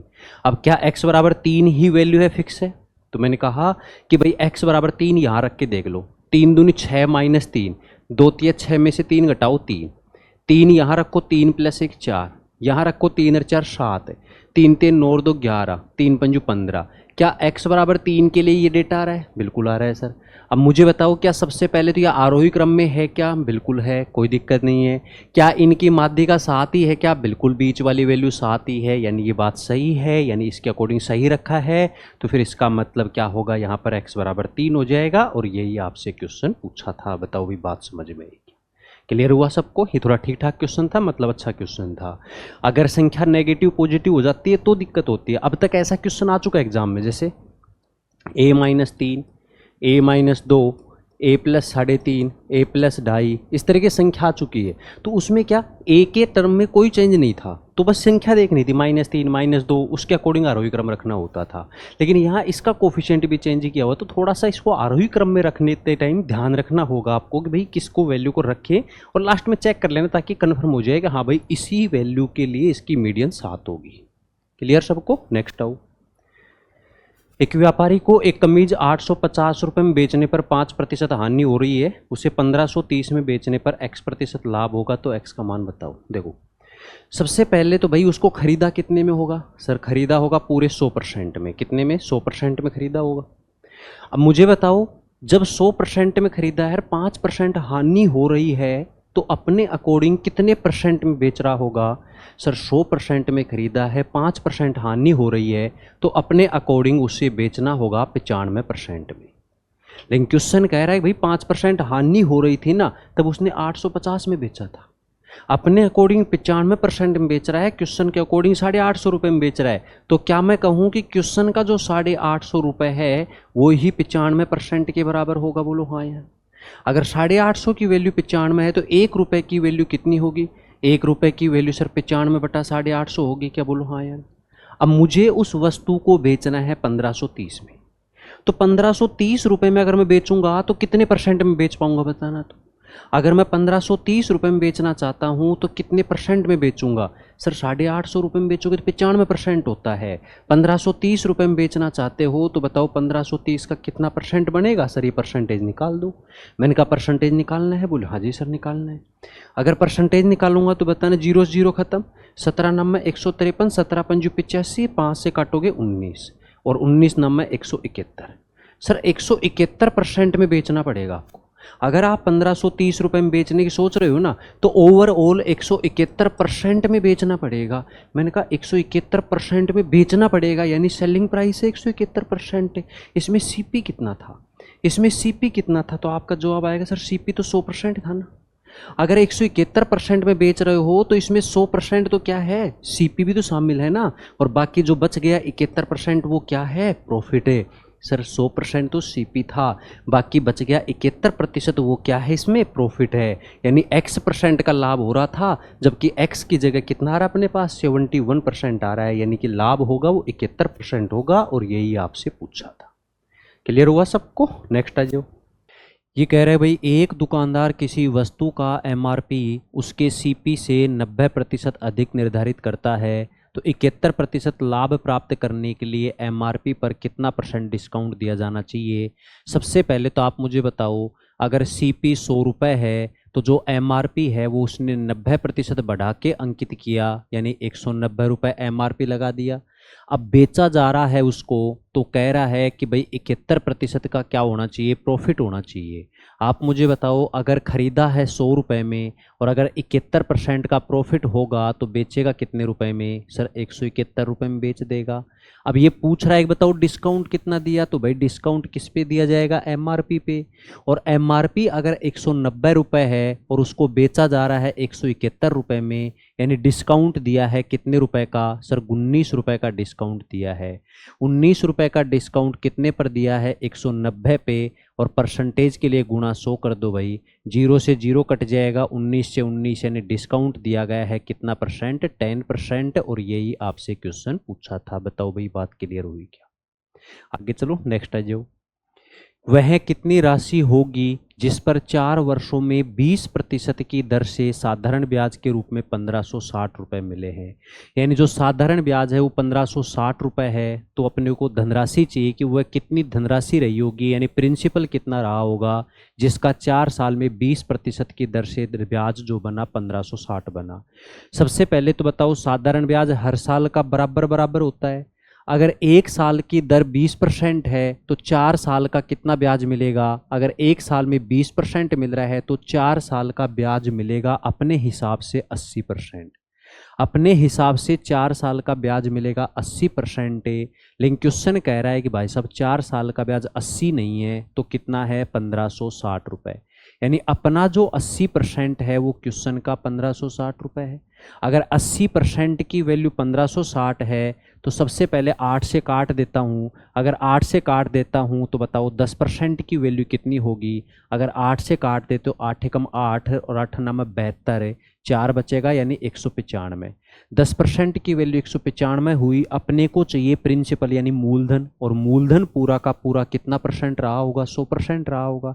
100% का मतलब जीरो चिपकानी है तो इधर भी जीरो चिपका दो, यानी 100% की वैल्यू 1950 रुपये, यानी जो प्रिंसिपल होगा वो कितना होगा? 1950 रुपये। और यही पूछा था, आसान सा था। नेक्स्ट आओ। ए और बी एक काम को 14 दिन में कर सकते हैं। भाई जब ए और बी मिल जाए ना तो ये जो पूरा काम है ये 14 दिन में कर देंगे। और अगर अकेला ए करता है उसको तो अकेले ए को जो वक्त लगेगा, टाइम लगेगा, वो कितने दिन लगता है? 42 दिन। तो बी अकेला उसी काम का 1/3 भाग करना है तो कितने दिन में करेगा? सबसे पहले तो आप मुझे टोटल वर्क बता दो भाई। टोटल वर्क कितना होगा सर? 42। टोटल वर्क अगर 42 है तो 14 ते 42, यानी ए और बी की मिला के एफिशिएंसी 3 हुई। ए की एफिशिएंसी बोलो तो 1। आप मुझे बी की एफिशिएंसी बताओ। सर ए और बी की मिलाकर एफिशिएंसी 3 है, यानी ए और बी मिलकर 3 काम करते हैं, जिसमें ए ने कितना काम किया है? 1। अगर ए ने 1 काम किया तो बाकी बचे हुए 2 काम किसने किए होंगे? बी ने। यानी ए एक दिन में 1 काम कर रहा है, दोनों मिला के 3 कर रहे हैं। जब ए 1 कर दिया तो बाकी बचे हुए 2 काम किसने किए हैं? बी ने। अब मुझे बी से ही पूरा काम करवाना है, लेकिन पूरा नहीं करवाना, तो सिर्फ 1/3 काम करवाना है, यानी 1/3 भाग करवाना है। टोटल काम कितने थे भाई? 42। 42 का सिर्फ 1/3, 42 का 1/3 बोलो तो कितना होता है? 14 काम। यानी 14 काम करवाने हैं किससे? बी से। और बी है वो एक दिन में 2 काम करता है। अगर एक दिन में 2 काम करेगा तो बताओ 14 काम करने में कितना वक्त लगेगा? 7 दिन का वक्त लगेगा। और यही आपसे क्वेश्चन पूछा था। बताओ भाई, बात समझ में आई? क्लियर सबको? नेक्स्ट है जो 2 पाइप एक टंकी को अलग अलग क्रमशः 99 और 90 मिनट में भर सकते हैं। टंकी को खाली करने के लिए उसके तल में एक लीकेज है, मतलब पाइप लगा हुआ है, आउटलेट पाइप है। तीनों पाइप एक साथ खोल दिए जाएं तो खाली टंकी 50 मिनट में भर जाएगी। तो पूरी भरी हुई टंकी को खाली करने में कितना समय लगेगा? देखो, यानी ये कह रहा है कि भाई सबसे पहले तो एक तो भरने वाला पाइप है 2। पहला पाइप है उसको मैं नाम दे रहा हूं ए, ये भरने वाला पाइप है। अगर ये भरेगा तो कितने मिनट लगेंगे? 99 मिनट। दूसरा पाइप है बी, वो भी भरने वाला है, उसको कितने मिनट लगेंगे? 90 मिनट। अब ये कह रहा है कि भाई ये टैंक है, इसमें 2 पाइप भर रहे हैं, ए और बी तो पानी भर रहे हैं इसमें, लेकिन इस तल के अंदर एक अलग पाइप है जो पानी बाहर निकाल रहा है, यानी तीसरा पाइप इसमें सी ले रहा हूं मैं, जो पानी बाहर निकाल रहा है। और जब ये तीनों पाइप चालू रहें, अगर तीनों पाइप एक साथ खोल दे जाएं तो खाली टंकी अब 50 मिनट में भर जाएगी। ध्यान देना, कई बार यहाँ खाली हो जाती है, अब यहाँ भर रही है। कब? जब तीनों पाइप खोल रहे हैं। यानी पाइप ए भर रहा है, पाइप बी भी भर रहा है, लेकिन सी खाली कर रहा है। और जब तीनों ही पाइप चालू होंगे तो उस केस में कितने मिनट लगते हैं भाई? 50 मिनट में टंकी भर जाती है। तो मुझे पूछ रहा है पूरी तरह भरी हुई टंकी को खाली करना है, यानी टंकी भरी हुई है पूरी, तो भरी हुई है तो भाई जाहिर सी बात है भरने वाले पाइप तो चालू नहीं करेंगे ना। टंकी भरी हुई है तो भरने वाले पाइप चालू नहीं होंगे, सिर्फ नीचे वाला जो पाइप था, खाली करने वाला पाइप था, जो कौन सा है? सी। यानी पाइप सी अकेले को अब उस टंकी को खाली करना है तो कितना वक्त लगेगा, ये पूछ रहा है। आसान सा क्वेश्चन है। सबसे पहले थोड़ा सा गौर करना भाई कैलकुलेशन पे। सबसे पहले तो मुझे बताओ टैंक की कैपेसिटी। टैंक की कैपेसिटी देखो, सबसे बड़ी संख्या इसमें 99 है, तो इनका एलसीएम लेते हैं अपन वैसे नॉर्मली, तो अपन कहेंगे भाई 99 या तो उससे बड़ी संख्या होगी या फिर 99 होगा, यानी उससे छोटा नहीं हो सकता। तो अब इसमें देखो अलग अलग काउंट कर लो। 99 में 11 और 9 आता है, 90 में 9 और 10 आता है, 9 आ चुका है, 10 नहीं आया, 10 ले लो। 50 में 5 और 10 आता है, जिसमें 10 आ चुका है, बच गया 5। ये है टैंक की कैपेसिटी। अब आप चाहो तो गुणा करके लिख लो, मैं इसको अलग अलग लिख रहा हूं ताकि कैलकुलेशन थोड़ी सस्ती हो जाए, बस इतना सा फर्क है। बाकी आप चाहो गुणा करके लिख लेना, ये एलसीएम जो भी आप करते हो उस टाइप से, ठीक। अब अपने को एफिशिएंसी चाहिए भाई। सबसे पहले 99 से 99 कटेगा तो बताओ पाइप ए की एफिशिएंसी कितनी होगी? 10×5 50। पाइप बी है 90 मिनट में इतना पानी भर रहा है, तो 1 मिनट में कितना भरेगा? तो सर 90 में 9 और 10 आता है, तो 10 कट जाएगा, इसमें 9 कट जाएगा, तो 11 बचेगा, 11×5 55। यानी पाइप बी है उसकी एफिशिएंसी आई 55। तीनों पाइप मिला के 50 कर रहे हैं तो 50 कट जाएगा, बच गया 99। ध्यान देना, मैंने अभी कहा कि यहाँ पाइप भर रहा है ना, तो इसलिए इसको प्लस ले लेते हैं। अगर ये खाली होता ना यहाँ पे तो ये -100 कर देते इसको, क्योंकि फिर पानी बाहर निकल रहा होता। क्लियर इतनी बात सबको? अब मुझे पाइप सी की एफिशिएंसी चाहिए, तो भाई एक बात बताओ, पाइप ए ने कितना पानी भरा? 50। पाइप बी ने 55 भरा है। पाइप ए ने भरा है 50 लीटर, पाइप बी ने भरा है 55 लीटर, और तीनों मिल जाते हैं तो भर रहा है 99 लीटर। आप मुझे बताओ 99 ही क्यों भरा? सर ये 50 भरा, ये 55 भरा, तो टोटल तो 105 लीटर भरना चाहिए था पानी, तो 105 भरना चाहिए था, लेकिन इसमें भरा कितना? सिर्फ 99। यानी 6 लीटर पानी कहाँ चला गया? तो सर वो 6 लीटर पानी खाली कर दिया किसने? पाइप सी ने। कितना? 6 लीटर। कितने मिनट में? 1 मिनट में। यानी पाइप सी है उसकी एफिशिएंसी आ गई 6, यानी पाइप सी है वो 1 मिनट में 6 लीटर पानी बाहर निकालेगा। अब अपने को पूछ ही रहा है कि भाई पूरी टंकी को ही खाली करवाना है पाइप सी से, और पूरी जो टंकी है वो कितना लीटर की है? 99 गुणा 10 गुणा 5। 99 गुणा 10 गुणा 5, इसको खाली करवाना है पाइप सी से। पाइप सी है वो 1 मिनट में 6 लीटर खाली करेगा, तो बताओ कितना वक्त लगेगा? सर कैलकुलेट करना है। 3 से मैं इसको काट दूंगा, 3 से 33 बार, 3 से काटो 2, 2 से 5, 5 पंजू 25, यानी 25 का मल्टीपल होगा पहली बात तो, और लास्ट में 5 आएगा। लास्ट में 5 आएगा तो सर इसके लास्ट में 2 है, इसके लास्ट में 1 है, खत्म। लास्ट में 5 आएगा, दोनों में है, लेकिन पता है 5 पंजू 25, यानी 25 का मल्टीपल आंसर होगा। इसमें लास्ट में 15 है जिसमें 25 का भाग नहीं जाएगा, तो ये आंसर नहीं हो सकता। बचा कौन सा? 825 मिनट, और यही आपसे क्वेश्चन पूछा था। बताओ भाई बात क्लियर हुई क्या?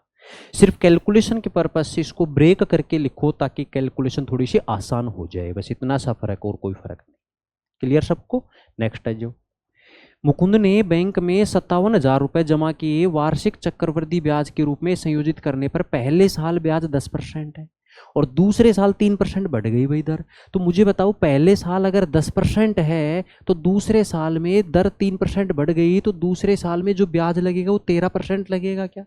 दूसरे साल में 3% बढ़ गई, तो 2 साल का चक्रवृद्धि ब्याज बताओ किसमें? रुपए में। भाई रुपए में तो बाद में बताना, पहले तो परसेंटेज में बता दो मुझे। तो परसेंटेज में 2 साल का चक्रवृद्धि ब्याज बताओ कितना होगा? तो आपको सर पहले साल दर क्या थी? मैंने कहा 10%। दूसरे साल दर क्या थी? 13%। सक्सेसिव लगा दूं? अगर सक्सेसिव लगा दूंगा तो बताओ 2 साल का चक्रवृद्धि ब्याज होगा 10 + 13 + 10 गुणा 13/100। बताओ हाँ यार कितना हुआ ये? सर ये 1.3 बचेगा, 13 और 10 23 और 1 24.3, 24.3% ब्याज मिलेगा। बताओ हाँ यार 24.3% ब्याज मिला है, लेकिन अपने को प्रतिशत में नहीं, अपने को तो रुपए में चाहिए। तो रुपए में बता दो भाई प्रिंसिपल कितना था, यानी मूलधन कितना था? तो आपका जवाब आएगा सर मूलधन था 57,000। मूलधन था 57,000 रुपए, और इसका जो ब्याज मिलेगा वो मिलेगा 24.3%। 24.3% ब्याज मिलेगा, तो इसका बस 24.3% कर देना है, यही अपना उत्तर होगा।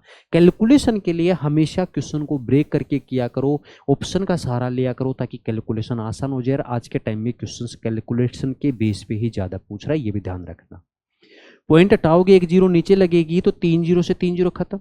7 × 21, लास्ट में 1 आएगा, सभी ऑप्शन में है लास्ट में 1।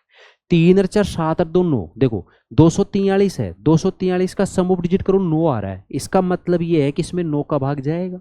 और अगर इसमें 9 का भाग जा रहा है तो जो भी आंसर आएगा उसमें भी 9 का भाग जाएगा, उसमें भी 9 का भाग जाएगा। और 9 का भाग किस में जाएगा? जिसका डिजिट सम 9 हो। चेक करते हैं, इसका डिजिट सम देखो 4 3 7 है, 7 डिजिट सम आ रहा है, क्या 9 का भाग जाएगा? नहीं जाएगा, तो ये नहीं होगा।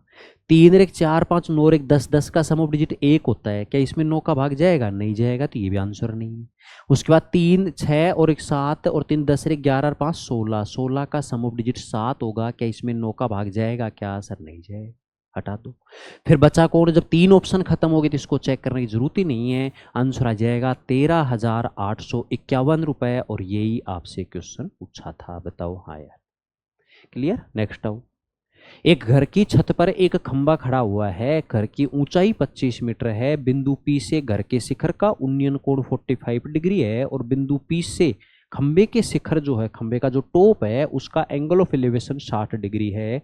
बिंदु P भूतल पर स्थित खंबे की ऊंचाई देखो, भाई ये कोई घर है, घर कहाँ से कहाँ तक है, ये ऊंचाई घर की है, घर यहाँ से यहाँ तक इतना सा बड़ा घर है, ये इतना बड़ा मतलब ऐसे कुछ करके घर है, ये घर है और इस घर के ऊपर एक खंबा लगा हुआ है। तो घर को मैंने एकदम बिल्कुल स्ट्रेट ये ले लिया, ये क्या है, एक घर है। अब इस घर के ऊपर खंबा लगा हुआ है, पोल लगा हुआ है, पोल जो बना रहा हूं मैं ये इस तरीके से, ये कुछ पोल बना हुआ है, ये है भाई इसका पोल, यानी ये खंबा लगा हुआ है घर के ऊपर। अब इस जमीन पर, भाई घर कहाँ है, घर तो जमीन पे है ना, तो इसका नीचे वाला हिस्सा ये है और इसी जमीन के ऊपर एक बिंदु P है, मान लेता हूं ये बिंदु P यहाँ पर है। अब इन बिंदु P से ध्यान देना, घर कौन सा है, नीचे वाला, खंबा कहाँ है, ऊपर वाला। बिंदु P से जो घर है ना उसका शिखर, घर का शिखर बोलो तो सर ये घर था और घर का शिखर ये रहा, तो इस बिंदु P से घर के शिखर का जो उन्नयन कोण है वो 45 डिग्री है। उन्नयन कोण बताना, तो जब नीचे से ऊपर की तरफ देखते हैं तो वही उन्नयन कोण बनता है। तो मुझे बताओ कितना है सर, ये 45 डिग्री है। ये कितना डिग्री है, उन्नयन कोण 45 डिग्री है। ये जो उन्नयन कोण है इसका ये है 45 डिग्री। बताओ हाँ या ना, बोलो हाँ जी सर ये 45 डिग्री। फिर बिंदु P से ही खंबे के शिखर का उन्नयन कोण, खंबे का शिखर कहाँ है सर, खंबे का शिखर तो यहाँ है और इस खंबे के शिखर का उन्नयन कोण कितना है, 45 डिग्री है। तो मुझे बताओ यहाँ से ये जो एंगल है टोटल ये कितना डिग्री होगा, 45 डिग्री।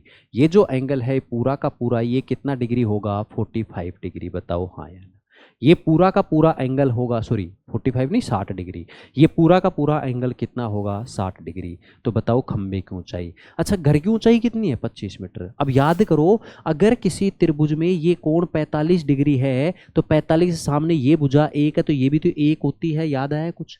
तो इस छोटे वाले त्रिभुज में बताना, इस छोटे वाले ट्राइंगल के अंदर बताना, अगर इस वाले त्रिभुज के अंदर मैं बात करूं तो सर ये घर ही तो था और इस घर की ऊंचाई मुझे पता है कितनी है सर, 25 मीटर ही तो है, बोलो हाँ यार। अगर घर की ऊंचाई 25 है तो बताना 45 के सामने अगर ये 25 है तो सर इसका जो आधार है, बेस है, ये भी 25 ही होगा, क्या बोलो हाँ या ना, पहला पॉइंट।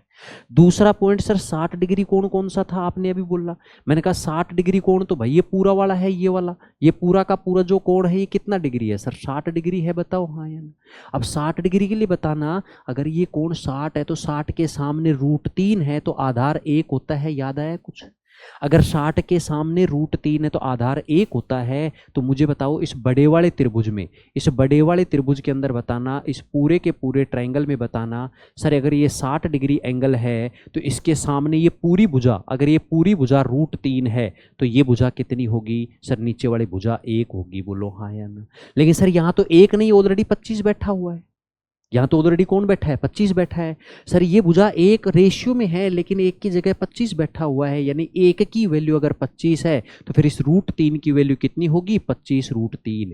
यानी ये जो पूरी की पूरी भुजा है ये कितनी हो जाएगी, 25 √3। ये पूरी की पूरी जो भुजा है यहाँ से यहाँ तक ये कितनी हो जाएगी, 25 √3। बताओ इतनी बात सबको क्लियर हुई क्या। बेसिक सा कॉन्सेप्ट है, बेसिक सी चीज थी, इसमें कुछ अलग बात थी भी नहीं। मुझे खंबे की ऊंचाई पूछ रहा है, खंबा कौन सा था सर, ये वाला था खंबा तो ऊपर वाला।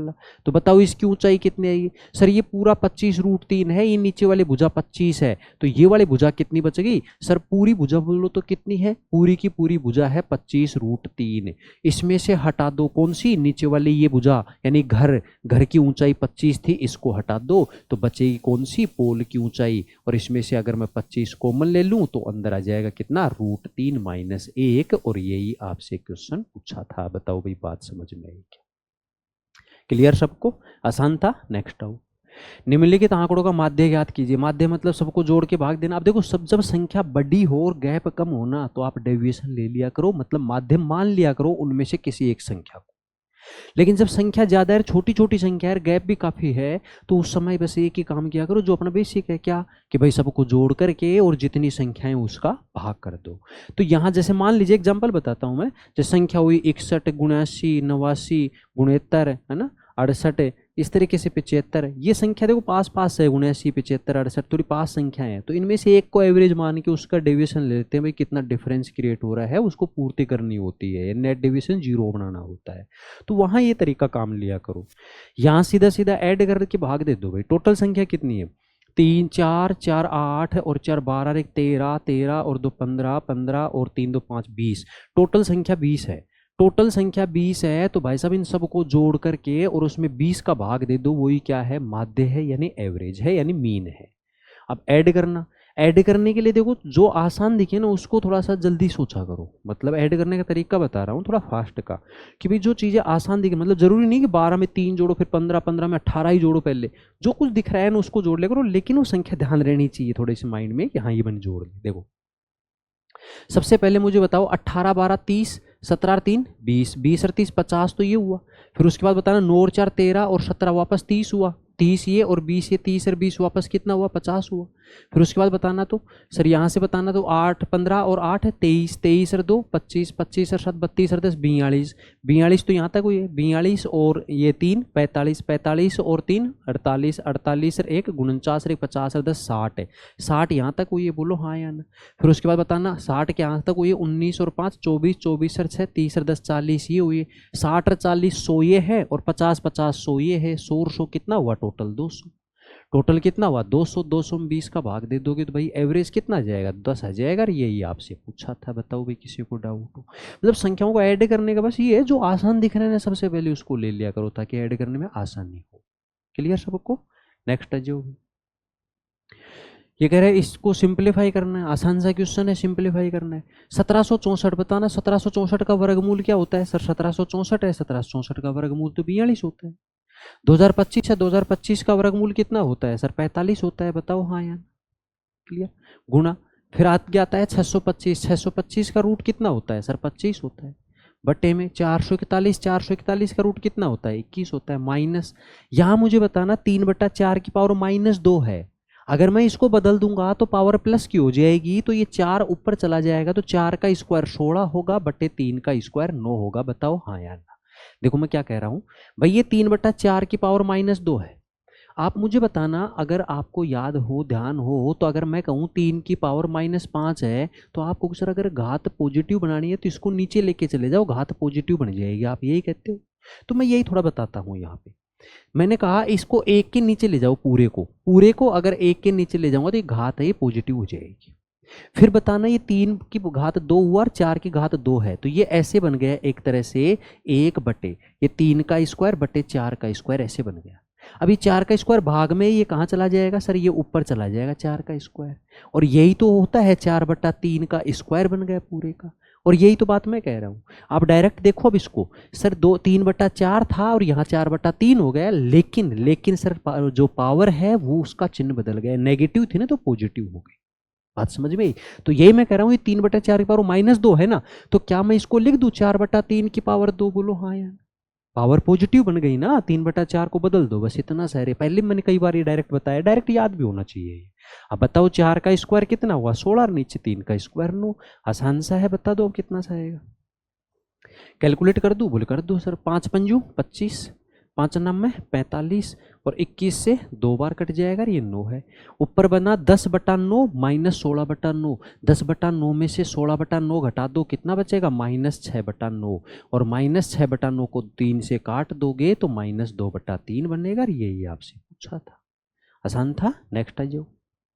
वर्तमान से 3 साल पहले अमन की आयु चमन की आयु से 4 गुना थी, कब, यानी प्रेजेंट आज है, आज से 3 साल पहले की बात है, और वर्तमान से 3 साल बाद अमन की आयु चमन की आयु से दोगुनी होगी, तो अमन की वर्तमान आयु कितनी है। सबसे पहले आप मुझे बताओ भाई साहब, एक तो अमन है और एक चमन है, ये अमन की आयु वर्तमान से 3 साल पहले अमन है वो चमन का 4 गुना था, यानी चमन की आयु अगर 1 है तो अमन की आयु 4 थी, कब 3 साल पहले, कब 3 साल पहले थी, कब थी 3 साल पहले। और प्रेजेंट से 3 साल बाद की अगर मैं बात करूं, अगर 3 साल बाद की मैं बात करूं तो सर अमन की आयु है वो चमन से दोगुनी हो जाएगी, यानी अब अगर चमन की आयु 1 है तो अमन की 2 होगी। अब मैं एक बात पूछ रहा हूं आपसे, अगर मान लो आज किसी की उम्र 20 साल है तो 3 साल पहले कितने का था 17 का, 3 साल बाद कितने का होगा 23 का, तो 3 साल पहले से 3 साल बाद तक जाओगे तो उम्र बढ़ रही है, कितनी बढ़ रही है 6 साल। क्यों बढ़ रही है, क्योंकि प्रेजेंट में यानी बीच में खड़े हैं अपन, तो 3 साल पहले की बात कर रहे हैं, तो वहां से आप 3 साल बाद तक जाओगे, 3 तो बढ़ के वर्तमान पे आएगा, और वर्तमान से 3 साल और आगे जाना है, यानी टोटल 6 साल उम्र बढ़ गई। टोटल उम्र 6 साल बढ़ गई, अब बढ़ेगी किसकी, अमन की या चमन की? सर उम्र तो दोनों की बढ़ेगी, क्योंकि वक्त है वो रुकता नहीं है कभी। तो इसका मतलब ये है कि भाई अमन की आयु भी बढ़ेगी और चमन की बढ़ेगी। ऐसा नहीं कि अमन की बढ़ रही है चमन की वहीं रुक रही है, नहीं, आयु दोनों की बढ़ेगी। कितने कितने साल? 6-6 साल। तो रेशियो में भी सर दोनों की बराबर बढ़नी चाहिए। दोनों की उम्र 6-6 साल बढ़ रही है, यानी बराबर बढ़ रही है, तो पहला काम ये है कि रेशियो में आयु बराबर बढ़नी चाहिए। तो चेक करो बढ़ रही है क्या। सर रेशियो के हिसाब से चमन तो आज भी एक का है, पहले भी एक का ही था, क्या ऐसा पॉसिबल है? मैंने कहा नहीं, तो रेशियो मतलब सही नहीं है, रेशियो को सही बिठाओ। फिर तो कैसे बिठाए? बोले सर इसके लिए जब भी पूरी गणित में जब भी जहां भी संभव हो, यानी पॉसिबल होगा वहीं, जहां भी पॉसिबल होगा वहां पे अगर गैप बराबर करना हो ना कभी भी, तो ध्यान देना सर ऊपर वाला गैप और नीचे वाला गैप बराबर होना चाहिए। ये जैसे ये 4-1 है और नीचे 2-1 है, तो इन दोनों का गैप और इन दोनों का गैप बराबर होना चाहिए। अगर ये गैप बराबर होगा तो ये ऑटोमेटिक बराबर हो जाएगा। इनका गैप कितना है सर? 3। नीचे वाला गैप कितना है? 1। क्या बराबर है? नहीं। तो कैसे करूं? बोले 3 है, ये 1 है, तो इसको 3 से गुणा करना पड़ा, यानी नीचे वाले रेशियो को 3 से गुणा करना पड़ा। तो मैंने कहा कर दो भाई, फिर नीचे वाले रेशियो को 3 से गुणा कर दिया। अब मुझे बताना ऊपर तो 4-1 है, नीचे वाला 6 बना और ये 3 बना, कितना बढ़ गया है? +2। कितना बढ़ रहा है? +2। क्या बराबर बढ़ गया है क्या? बोले हाँ जी, यही तो चाहिए था। यही तो चाहिए था कि बराबर बढ़ना चाहिए। तो अपने हिसाब से ये उम्र 3 साल पहले की थी, ये उम्र 3 साल पहले की, 3 साल पहले की थी और ये उम्र 3 साल बाद की है। तो मुझे बताओ अगर ये उम्र 3 साल बाद की है और ये 3 साल पहले की है, तो यहाँ से यहाँ तक आने में उम्र बढ़ गई कितनी? सर 6 साल बढ़नी चाहिए। लेकिन रेशियो में दोनों की उम्र बढ़ रही है कितने कितने साल? रेशियो के हिसाब से 2-2 साल बढ़ रही है, लेकिन ये 2 नहीं, कितने साल बढ़नी चाहिए? 6 साल बढ़नी चाहिए। बताओ हाँ या? रेशियो में 2 है लेकिन बढ़नी कितनी चाहिए? 6। यानी अपनी तरफ से जो 2 है वो क्वेश्चन की तरफ से 6 है। अगर 2 की वैल्यू 6 है तो अमन की आयु पूछ रहा है। अगर 2 की वैल्यू 6 है तो 1 की वैल्यू 3 होगी, और अगर 1 की वैल्यू 3 है तो 4 की वैल्यू 12 साल। यानी अमन की आयु 12 साल थी। लेकिन कब थी ये कब थी? 3 साल पहले। अगर 3 साल पहले अमन 12 साल का था तो वर्तमान में कितने का होगा? अगर 3 साल पहले ये 12 का था तो भाई साहब आज उसकी जो आयु है वो कितने साल हो जाएगी? भाई साहब 15 साल हो जाएगी। और यही आपसे क्वेश्चन पूछा था। क्लियर? ये छोटे छोटे कॉन्सेप्ट है जो आपको सबको आते भी होंगे और इसमें इतना वक्त लगने की बात नहीं होती। अगर आपको कॉन्सेप्ट क्लियर है तो सीधा गैप देखोगे और सीधा कंपैरिजन करोगे। क्लियर? नेक्स्ट है जो दी गई संख्याओं का एलसीएम। जब भी फ्रैक्शन होता है तो एलसीएम निकालना हो तो क्या करो? जब भी फ्रैक्शन है, जैसे ये 4/7 है, 5/21 है, 8/63 है, अगर इसका एलसीएम निकालना है, अगर एलसीएम निकालना है तो ऊपर वालों का एलसीएम ले लो, यानी कि जो न्यूमरेटर है उसका एलसीएम किस किस का? 4 का, 5 का और 8 का एलसीएम ले लो, 4, 5 और 8 का। और बटे में जो नीचे वाली संख्या है उसका ले लो भाई क्या? एचसीएफ। देखो जब भी आपको फ्रैक्शन में संख्या हो ना और उनका एलसीएम निकालना हो पूरे फ्रैक्शन का, अगर एलसीएम निकालना हो तो ऊपर वालों का एलसीएम, नीचे वालों का एचसीएफ। और अगर एचसीएफ निकालना हो तो ऊपर वालों का एचसीएफ है और नीचे वालों का एलसीएम। ठीक है, ये ध्यान रखना है और ध्यान होगा भी आपको। बताओ एलसीएम 4, 5 और 8 का। सर 4, 5 और 8 का एलसीएम कितना होगा? 4, 5 और 8 का एलसीएम 40 ही होगा। क्या बताना? तो 4, 5 और 8 का एलसीएम 40 होगा। बोले हाँ जी। 7, 21 और 63 का एचसीएफ कितना होगा? 7 होगा। तो आंसर आ जाएगा 40/7 और यही आपसे पूछा था। क्लियर सबको? नेक्स्ट है जो दो संपूरक कोणों में से बड़ा कोण छोटे कोण से 16 अधिक है। यानी एक कोण है बड़ा और एक है छोटा वाला कोण। एक बड़ा कोण है और एक छोटा कोण है, और इन दोनों का ये जो बड़ा कोण है छोटे वाले से 16 अधिक है। तो क्या मैं यही कह दूं क्या सीधा कि बड़े कोण के छोटे कोण का जो डिफरेंस है वो 16 है? यही कहूँ? सर दो कोण है, बड़ा कोण मैं मान लेता हूँ x है और छोटा कोण y है। तो क्या मैं कहूँ कि बड़ा कोण जो x है वो जो छोटे कोण से 16 अधिक है, इसका मतलब दोनों का अंतर है वो 16 है। अरे अंतर का मतलब बड़ी संख्या में छोटी संख्या घटाओगे तो डिफरेंस ही बचेगा। या फिर मैं सीधा ये कहूँ, लेकिन थोड़ा सा आप मतलब आगे बढ़ के सोचा करो ना ताकि जल्दी सोच पाओगे। बड़ा कोण x है, छोटा कोण y है, तो जो बड़ा कोण है वो छोटे कोण से 16 अधिक है, यही बोल रहा है।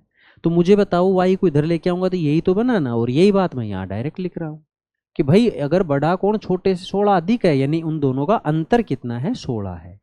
अच्छा, संपूरक कोण होते क्या हैं? संपूरक कोण होते हैं, क्या होते हैं बताना तो? जिनका दोनों का योग, जो दोनों कोण है ना एक्स और वाई, ये दोनों संपूरक है। संपूरक का मतलब है कि इन दोनों का जो सम होगा वो 180 डिग्री होगा। संपूरक का मतलब है जब दो कोणों का योग 180 डिग्री हो, the sum of two angles is 180 degree, the complementary angle, sorry supplementary angle.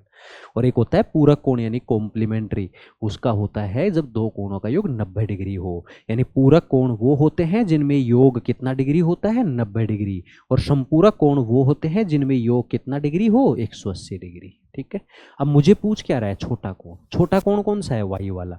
तो मुझे बताना, अगर आपको डायरेक्ट याद हो, याद है क्या मतलब, इतनी सारी प्रैक्टिस की है आपने बहुत सारी, तो आपको पता होगा सीधा कि अगर मैं कहूँ x plus y 180, x minus y 16 है, अगर इसमें से x चाहिए ना, x यानी बड़ी संख्या, तो भाई साहब इन दोनों को जोड़ के 2 का भाग दे दो, और अगर छोटी वाली संख्या चाहिए ना, तो इन दोनों को घटा के 2 का भाग देना। याद आया कुछ? तो बस यही थोड़ा सा ध्यान रखा करो, मतलब कुछ चीज़ें। मुझे छोटा कोण चाहिए यानी छोटी संख्या y चाहिए, तो y यानी छोटी संख्या कैसे निकालूं सर, दोनों को घटा के 2 का भाग दे दो। 180 में 16 घटा दो, कितना बचेगा, 180 में से 10 यानी 70 में से 164 है, 164 बचा, 164 में 2 का भाग दे दो, कितना जाएगा 82 डिग्री, यानी छोटा वाला कोण 82 होगा। बड़ा वाला पूछता तो दोनों को जोड़ के 2 का भाग दे दो। क्लियर सबको? नेक्स्ट हो 40A861B एक ऐसी 7 अंकों की संख्या जो 3 से डिविजिबल है, तो a प्लस बी का मिनिमम वैल्यू। सबसे पहले एक बात बताओ 40A861B, आप सबसे पहले बताओ किसका भाग जाएगा इसमें, पूरा पूरा 3 का। और 3 का डिविजिबिलिटी ये कहता है कि जिसमें 3 का भाग जाएगा उसका सम ऑफ डिजिट से क्या आना चाहिए, 3, 6 या 9 आना चाहिए। अगर किसी संख्या का सम ऑफ डिजिट 3, 6, 9 आता है तो उसमें 3 का भाग पूरा पूरा जाएगा। पूरी लैंग्वेज में ये कहते हैं कि अंकों के योग में 3 का भाग जाए तो पूरी संख्या में जाता है। लेकिन यहाँ अपन 3, 6, 9 यानी डिजिट सम ले लेते हैं सिंगल डिजिट में। ध्यान देना, कोई कहे सर 12 भी तो हो सकता है, तो भाई साहब 12 का योग वापस करोगे ना, डिजिट सम करोगे वापस, तो 3 ही आएगा। ठीक है, ठीक है साहब। तो इसका मतलब ये है कि जब डिजिट सम 3, 6, 9 आता है तो 3 का भाग जाएगा। मैंने कहा हाँ जाएगा बिल्कुल। तो सर जहां भी 3, 6, 9 दिख रहा है पहले तो उसको हटा दो, क्योंकि उसमें 3 का भाग जाएगा। तो मैंने कहा हटाओ भाई, हटा दो। तो मुझे बताना 8 और 4 12, 12 का सम ऑफ डिजिट 3 होता है, 12 का सम ऑफ डिजिट 3 होता है, यानी भाग जा रहा है। ये 6 में भाग जा रहा है, भूल जा रहा है सर बिल्कुल। अब बचा कौन, 0A1B। अच्छा, एक में 0 जोड़ूंगा तो एक ही तो आएगा, ये तो एक, और साथ में कौन बच रहा है, a प्लस बी और बच रहा है। भाई सम ऑफ डिजिट ही करना है इसमें। अब मुझे बताओ एक में कम से कम कितना जोड़ू कि उसमें 3 का भाग चला जाए, कम से कम मिनिमम कितना जोड़ू कि 3 का भाग चला जाए। सर एक में कितना जोड़ू कि 3 का भाग चला जाए, सर 2 जोड़ना पड़ेगा, तो 1 प्लस 2 मिलके 3 बनेंगे, 3 में 3 का भाग चला जाएगा। फिर किसी ने कहा क्या कि सर मैं 5 भी तो जोड़ सकता हूँ। मैंने कहा मना कब किया भाई, जोड़ सकता है। तो 5 और 1 6 बनेगा, 6 में भी 3 का जाएगा। बोले हाँ सी। कोई कहे 8 जोड़ दूँ तो, मैंने कहा हाँ जोड़ सकता है, कोई इश्यू नहीं है, क्योंकि ए और बी डिजिट है, यहाँ पे ए और बी डिजिट है। 18 तक आप कर सकते हो, 18 से छोटी संख्या, क्योंकि 9 हो सकते हैं मैक्सिमम, उससे ज़्यादा नहीं जा सकते क्योंकि डिजिट है ये। आप कहो सर यार 9 हो सकते हैं, यानी 18 से कम तक जा सकते हैं। आप 8 रख सकते हो, 11 रख सकते हो, 14 रख सकते हो, 17 रख सकते हो। क्या 20 रख दोगे? नहीं। a प्लस बी 20 हो सकता है कभी? नहीं सर, a प्लस बी 20 नहीं हो सकता, क्योंकि मैक्सिमम 9 हो सकता है, 9 प्लस 9 18 ही हो सकता है मैक्सिमम। लेकिन वो सब फालतू की बातों पे अभी मत जाइए, लेकिन वो चीज़ें ज़रूरी हैं। अगर कल ना आपको इसमें न्यूनतम की जगह अधिकतम पूछ लेता तो फिर आपको ज़रूरी हो जाती वो चीज़ें समझना। ठीक है, अब बताओ यहाँ तो मिनिमम चाहिए अपने को, तो बताओ सर यहाँ 1 प्लस 0 कितना हुआ, 1 है। सर 1 प्लस 0 1 हुआ, तो ए और बी मिलाकर कितना होना चाहिए कम से कम? सर 1 प्लस 0 मिला के 1 है, और बचा कौन, a प्लस बी। तो 1 में कम से कम कितना जोड़े कि 3 बन जाए, यानी 3 का भाग चला जाए, 2 जोड़ना पड़ेगा, 2 और 1 3 बनेगा, उसमें भाग पूरा पूरा चला जाएगा, यानी a प्लस बी का मिनिमम वैल्यू 2 होगा। क्लियर सबको? नेक्स्ट है जो एक आईपैड का MRP 960 है, इस पर प्रत्येक 25% की 2 डिस्काउंट दी जाती है। 2 डिस्काउंट दिए गए भाई 25% की, और नगद भुगतान पर 15% की एक्स्ट्रा डिस्काउंट दिया जाता है। तो अंतिम विक्रय मूल्य क्या होगा? सेलिंग प्राइस पूछ रहा है। अच्छा एक बात बताओ, MRP कितना है? सर एमआरपी तो 960 रुपये था। मैंने कहा अच्छा, बोले हाँ जी एमआरपी 960 रुपये है। अब उसके ऊपर डिस्काउंट देना शुरू होता है। पहला डिस्काउंट दिया 25%, बोले तो 1/4 होता है, यानी 4 पर 1 का डिस्काउंट दे रहा है, 4 पर 1 का डिस्काउंट दे रहा है, यानी 3/4 में बेच देगा। अच्छा ये कितने डिस्काउंट दिया है? सर ये 2 डिस्काउंट दिया है, तो दोबारा फिर से 3/4 में ही बेचेगा। बोलो हाँ या ना? 2 डिस्काउंट दे दिया? बोले हाँ जी दे दिया। अब तीसरा डिस्काउंट पे आ जाते हैं। तीसरा डिस्काउंट था 15%। 15% का मतलब है 3/20, यानी 20 पर 3 का डिस्काउंट दे रहा है। तो तीसरा भाई 20 पर 3 का डिस्काउंट देगा तो मेरे भाई बेच देगा कितने रुपए में? 17/20 में बेच देगा। बस कर दूं कैलकुलेट? कैलकुलेट कर दूं तो सबसे पहले मुझे बताना कैलकुलेशन के लिए, 0 से 0 काट दूं, 4 चौके 16 दूनी 32, 32 तीय 96, यानी 3 बार कटेगा क्या? पहले 0 से 0 उड़ा दिया, 2 चौका 8 चौका 32, 32 तीय 96, यानी 3 बार कट गया। बोले हाँ जी सब कट गया। ऑप्शन का सहारा ले लो। 3 3 9, 9 3 27, 27 का 7 7 49, लास्ट में 9 आ रहा है, लास्ट में 9 एक ही ऑप्शन में है, तो अपना आंसर आ जाएगा 459। 459 यूनिट डिजिट चेक कर लिया करो। 7 3 21 का 1, 3 एकम 3 3 9, यानी लास्ट डिजिट 9 आएगा जो एक ही ऑप्शन में है, तो यही अपना उत्तर होगा। नेक्स्ट आओ। एक हेल्थ क्लब में 25% सदस्य महिलाएं हैं और 45% पुरुष है। अच्छा पुरुषों का एवरेज 95 है और महिलाओं का एवरेज 85, तो सभी का एवरेज। एलिगेशन लगाना है, लेकिन एलिगेशन में मैंने एक शॉर्ट मेथड बता रखा है, पहले कई बार बताया हुआ है, बस उसी को लगा दो ताकि पूरा डिटेल नहीं बनाना पड़ेगा आपको। सभी सदस्यों का एवरेज चाहिए। बोले सर बताओ कैसे? मैंने कहा पहले तो रेशियो बताओ मुझे कितना है। सर रेशियो बना दूं तो 5 से काट दूं 11 और 5 से काट दूं 9, यानी 100 में से अगर 45 पुरुष है ना तो 55 महिलाएं थी, और रेशियो बनाया तो 11:9 है।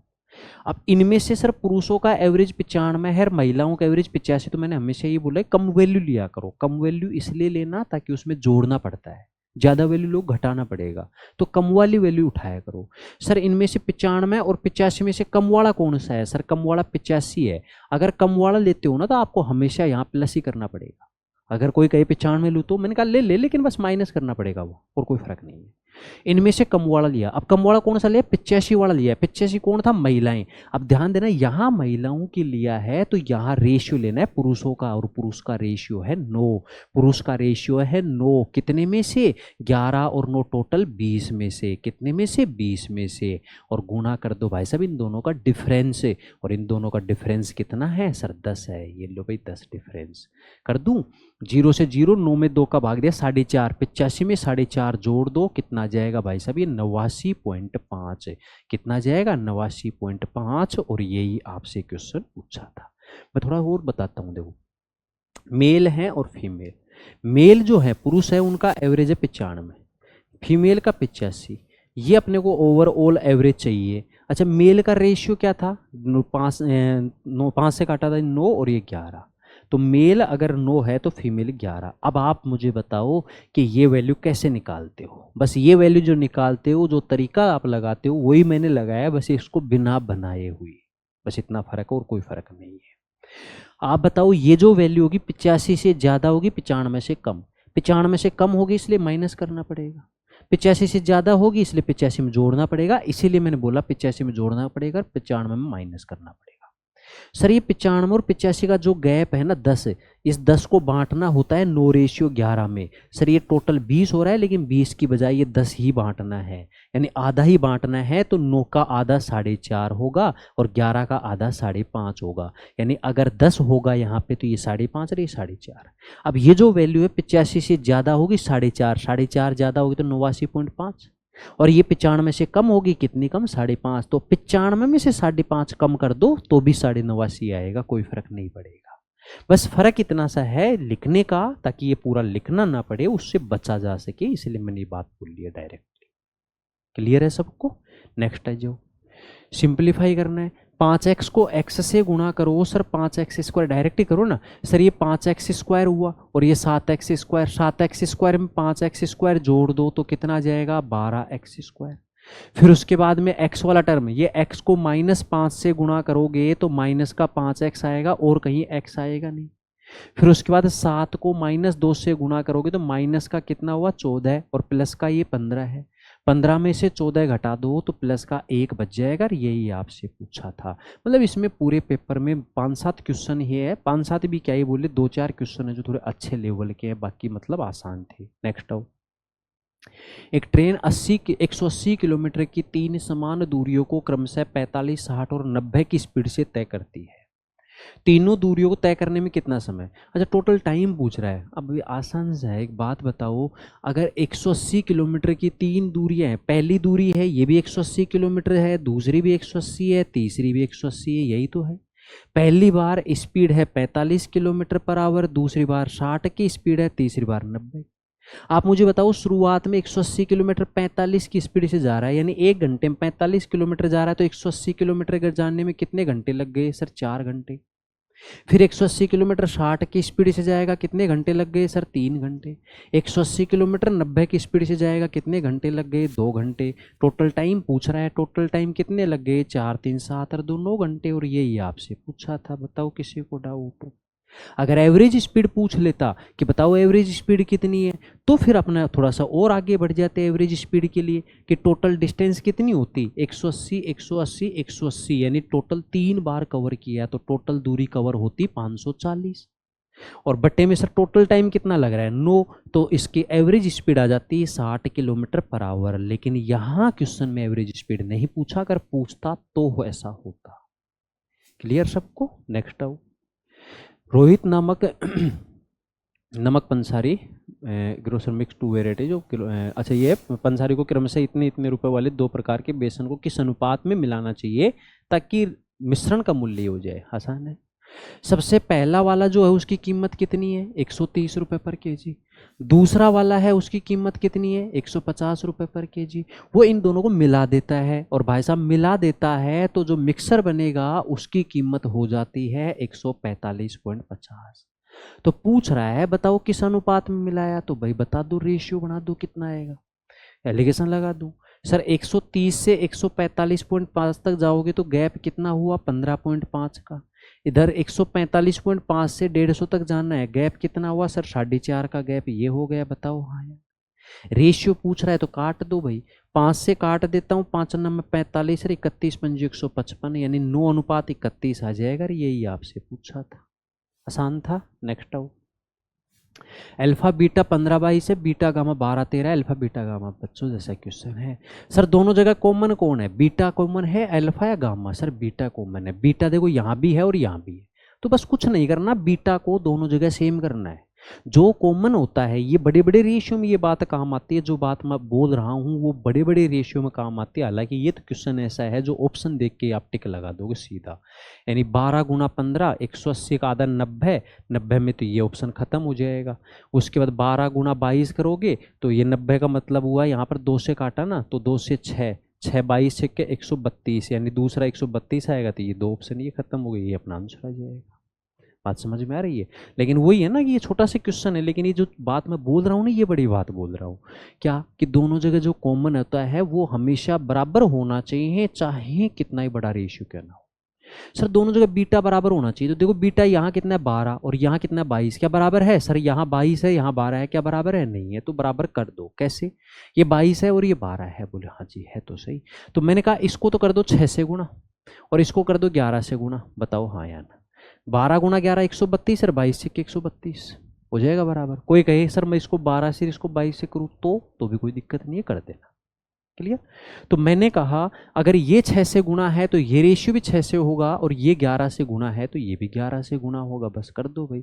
तो बताओ अल्फा बीटा गामा का रेशियो, सर अल्फा कितना हुआ? अल्फा बीटा गामा का रेशियो सर अल्फा हुआ 6 × 15 90, बीटा कितना हुआ? बीटा 22 6 132। अब बीटा यहाँ भी देखो 12 × 11 132 ही होगा, कोई फर्क नहीं पड़ेगा। और गामा कितना है? 13 × 11 यानी 143, 13 × 11 यानी 143, और यही आपसे पूछा था। आसान है। नेक्स्ट आओ। वर्गाकार मैदान का क्षेत्रफल 1369 है।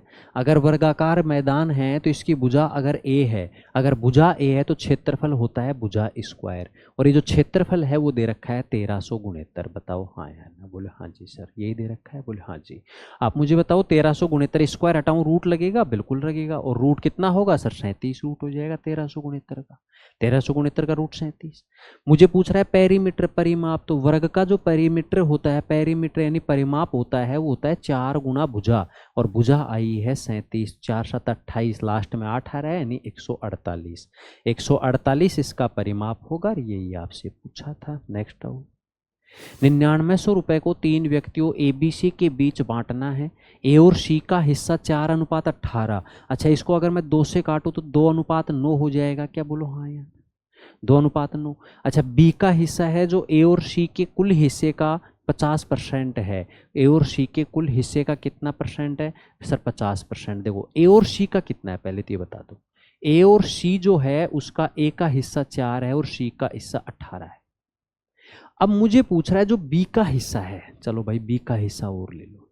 अब जो बी का हिस्सा है वो ए और सी का जो हिस्सा है ना टोटल, उसका 50% यानी आधा है। तो ए और सी का कितना है सर? 18 4 22 है। तो 22 का आधा 50% यानी आधा, तो 22 का आधा कितना होता है सर? 11। यानी जो बी का हिस्सा है वो 11 होगा। भाई जो बी का हिस्सा है वो ए और सी के हिस्से का 50% है। 50% बोले तो आधा है यानी 1/2। अब ए और सी का हिस्सा कितना है वो मुझे पता है, 18 4 कितना है? 22 है। तो 22 का आधा कितना होगा? 11, जो किसका हिस्सा है? बी का हिस्सा है। बताओ किसी को डाउट? सर टोटल बताना, तो 18 4 22 सर 11 33। अपने हिसाब से टोटल 33 रुपए होने चाहिए थे, लेकिन सर क्वेश्चन कह रहा है कि टोटल 33 रुपए नहीं है, टोटल कितने हैं? 9900। अगर 33 की वैल्यू 9900 है तो मुझे पूछ रहा है बी का हिस्सा यानी 11 की वैल्यू। तो सीधा देखो ना, 33 का 11 लेना है यानी 1/3 करना है, तो 99 से का 1/3 कर दूंगा तो कितना आ जाएगा? 3300। यानी जो बी का हिस्सा होगा वो 3300 रुपए हो जाएगा। यही आपसे पूछा था, आसान था। नेक्स्ट आओ। एक दुकानदार किसी वस्तु के एमआरपी पर 15% की डिस्काउंट देता है। यदि एमआरपी 6500 है तो इसका विक्रय मूल्य बताओ। आप सबसे पहले तो मुझे एक बात बताओ, क्या सर विक्रय मूल्य, सॉरी एमआरपी कितना था? 6500 रुपये। एमआरपी है 6500 रुपये, इसके ऊपर डिस्काउंट वो दे रहा है कितना परसेंट? 15%, मतलब 3/20 का, यानी 20 पर 3 का डिस्काउंट दे रहा है। तो बेचेगा कितने में भाई साहब? वो 17/20 में बेच देगा। बताओ हाँ यार सर, कितने में बेच देगा? 17/20 में बेच देगा। बताओ क्लियर हुई क्या बात? बोले हाँ जी सर। अब मुझे बताओ कैलकुलेट कर दे के इसको? सर कैलकुलेट करूंगा तो एक बात बताना, ये काम करोगे 17/20 को या फिर 85 भी कर सकते हो, कोई इशू नहीं है। 85 कर दोगे इसको सीधा ही, यानी 85 कर दो या फिर 17 कर दो, जैसा भी करना चाहो कर दो। देखो 0 से 0 खत्म हुआ। अब 2 से मैं काट रहा हूँ इसको, 2 3 6 और 25 दूनी 50, यानी 325 गुना 17 हुआ। तो लास्ट में 5 आएगा, पहली बात। 7 पंजू 35, लास्ट में 5 आएगा तो 2 ऑप्शन खत्म। दूसरी बात सर 325 में देखो लास्ट 2 डिजिट 25 यानी 25 का भाग जा रहा है। अगर इसमें 25 का भाग जा रहा है तो बताओ यहाँ लास्ट में 55 है, क्या इसमें 25 का जाएगा क्या? नहीं सर, जो भी आंसर आएगा उसमें भी 25 का भाग जाएगा, तो आंसर आ जाएगा 5525। आंसर आ जाएगा 5525, और यही आपसे क्वेश्चन पूछा था। बताओ हाँ यार, क्लियर सबको? नेक्स्ट आओ। दो संख्याओं का एचसीएफ और एलसीएम 49 और 490 में एक संख्या 245 है, दूसरी संख्या बताओ। आप जानते हैं दो संख्याओं का जो प्रोडक्ट होता है वो बराबर होता है एलसीएम गुणा एचसीएफ के। बोलो हाँ यार। इसमें से पहली संख्या कितनी है सर? पहली संख्या है 245, पहली संख्या है 245, दूसरी संख्या कितनी है वो मुझे नहीं पता, और बराबर होगा लेकिन ये किसके? एलसीएम गुणा एचसीएफ के। और एलसीएम और एचसीएफ का गुणा करूंगा तो कितना आएगा? 490 तो एलसीएम था और 49 इसका एचसीएफ था, तो इनके गुणा के बराबर हो जाएगा। बताओ हाँ यार, कर दूं कैलकुलेट? कैलकुलेट करे तो बताना सर कितना? 49 पंजू 245, 5 और 5 से इसको काटूंगा तो 5 नाम 45 और 5 अट्ठे 40 यानी 98। सर जो सेकंड नंबर है, दूसरी जो संख्या है वो होगी 98, और यही आपसे पूछा था। क्लियर? नेक्स्ट आओ। ए और बी किसी काम को 10 दिन में कर सकते हैं। ए और बी मिलकर के किसी काम को 10 दिन में कर रहे हैं, बी अकेला 15 दिन में कर रहा है। तो सर पूछा है ए अकेला कितने में करेगा? तो बताओ सबसे पहले टोटल वर्क 30 है, 10 से 3, 15 से 2। ए और बी की मिला के एफिशिएंसी 3 है, जिसमें बी ने तो 2 काम कर दिए ना। अगर बी ने 2 काम कर दिए और ए और बी मिला के 3 काम कर रहे हैं, तो बचा हुआ एक काम किसने किया है सर? ए ने किया है। यानी जो ए है उसकी एफिशिएंसी कितनी आई है? 1 है। आसान सा था ये तो बिल्कुल ही। अगर ए एक दिन में 1 काम करता है तो पूरे के पूरे 30 काम करने में कितना वक्त लगेगा? ए को 30 दिन का वक्त लगेगा। यही आपसे पूछा था। नेक्स्ट आओ, सिंप्लीफिकेशन क्वेश्चन है, जहां है उसको वहीं सोल्व कर दो भाई। सबसे पहले देखो 4 का रूट कितना होता है? 2। फिर 7 में 2 जोड़ो 9। सर 7 में 2 जोड़ा कितना हुआ? 9। फिर 9 का रूट कितना होता है? 3 होता है। 9 का रूट 3। फिर 97 में 3 जोड़ो कितना हुआ? 100। 97 में 3 जोड़ो कितना हुआ? 100। 100 का रूट कितना होता है? 10 होता है। फिर 15 प्लस 10 25। 25 का रूट कितना होता है? 5। फिर 31 प्लस 5 कितना हुआ? 36। और 36 का रूट कितना होता है? 6। और यही अपने इस क्वेश्चन पूछा था। मतलब लिखना नहीं होता इनको, जैसा दे रखा है क्वेश्चन में, जैसा कह रहा है वैसे वैसे करना है और कुछ अलग नहीं। क्लियर सबको? नेक्स्ट आओ, 10 संख्याओं का योग 612, एवरेज पूछ रहा है। एवरेज पूछ रहा है तो सर भाग दे दो 612 में 10 का, और यही अपना आंसर हो जाए कितना? 61.2। और यही आपसे क्वेश्चन पूछा था। बताओ हाँ यार, क्लियर हुआ सबको? तो आंसर आ जाएगा 61.2। ठीक है, ये अपना मेंस का जो पेपर हुआ था अंडर ग्रेजुएट लेवल का, जो 20 दिसंबर 2025 को कंडक्ट हुआ था, इसके अंदर 35 क्वेश्चंस थे टोटल।